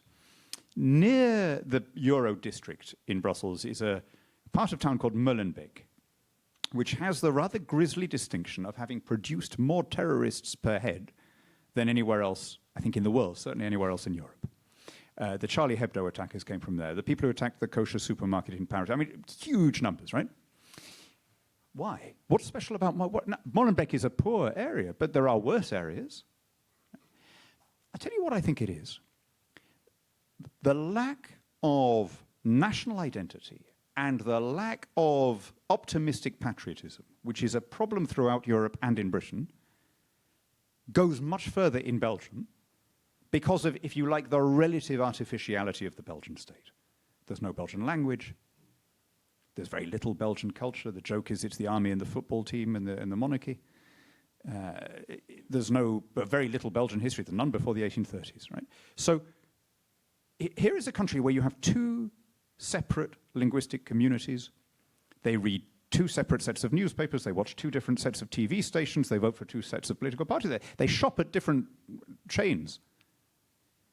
Where does that leave you if your parents are from Tunisia or Turkey? Right? You're not Flemish. You're not Walloon. What is there for you to be part of? Your every interaction with the Belgian state has taught you to despise it, and the official creed of the Belgian state is that the very concept of nationality is outdated, racist, atavistic, dangerous. So some people in that situation, unsurprisingly, will start casting around for more assertive identities. Teenage boys want to belong to something, generally, right? And whatever else we say about these Wahhabi maniacs, they do not lack self-confidence. So some people in those communities are going to be drawn into very bad company. But the best way to defeat a bad idea is with a better idea. And if there's a better idea out there than Western capitalist democracy, I've yet to hear it. All right. Well, thank you, Dan. We're going to take a few questions. We have about 5 minutes. Probably don't try and come up with a better idea than Western democracy in the question and answer session, or we'll exceed the time. So one of the things about social change is that a lot of it comes from young people, and talk about Molenbeek.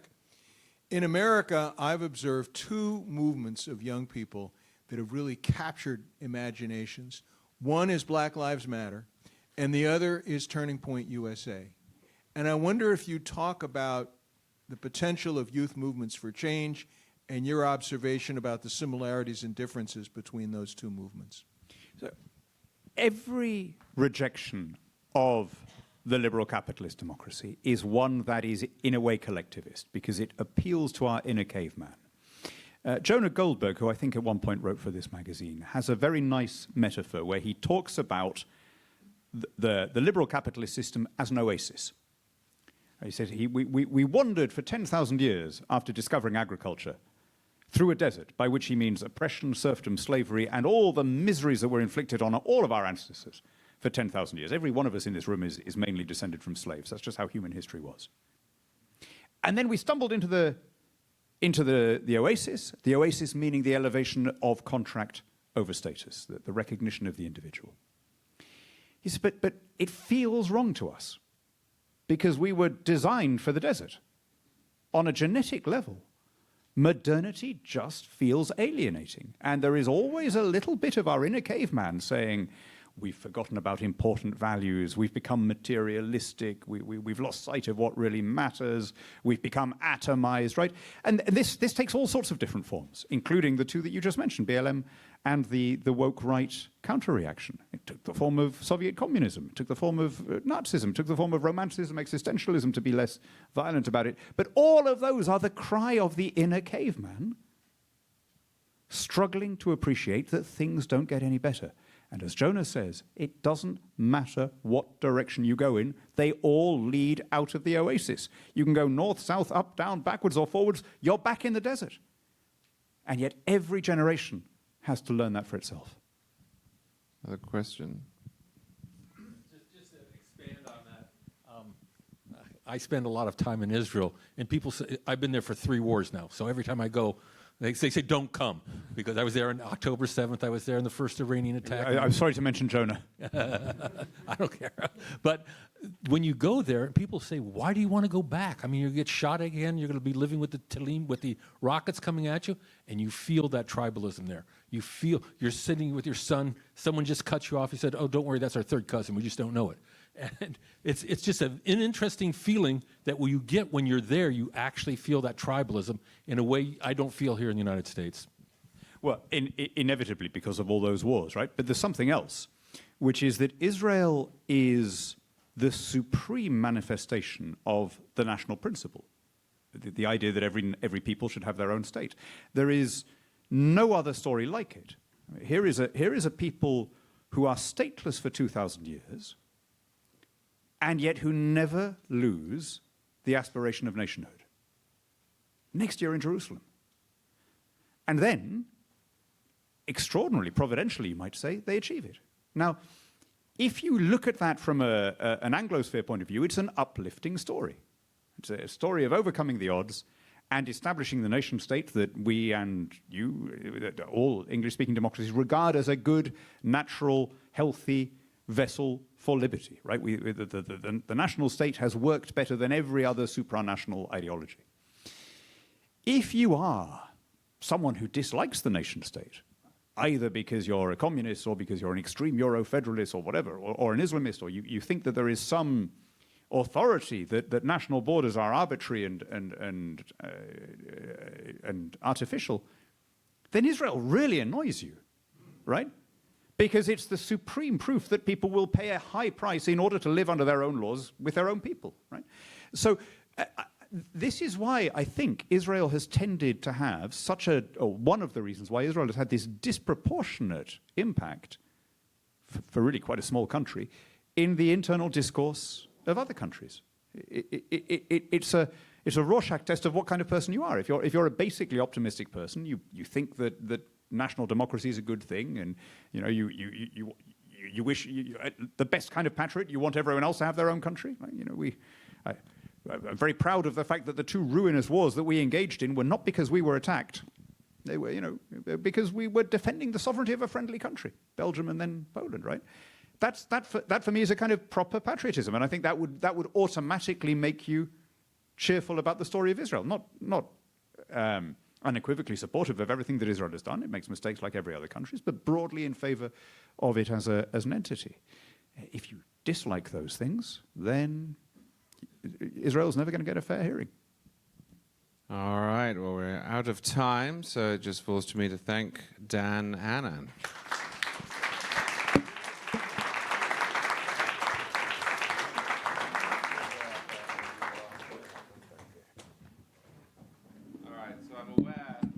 Standing here at this moment, I'm effectively barring the door between you and drinks, so I won't take too long other than to say thank you to everyone who has participated today, and thank you to our generous sponsors, Ryan Owens and the Florida State University Institute for Governance and Civics, as well as,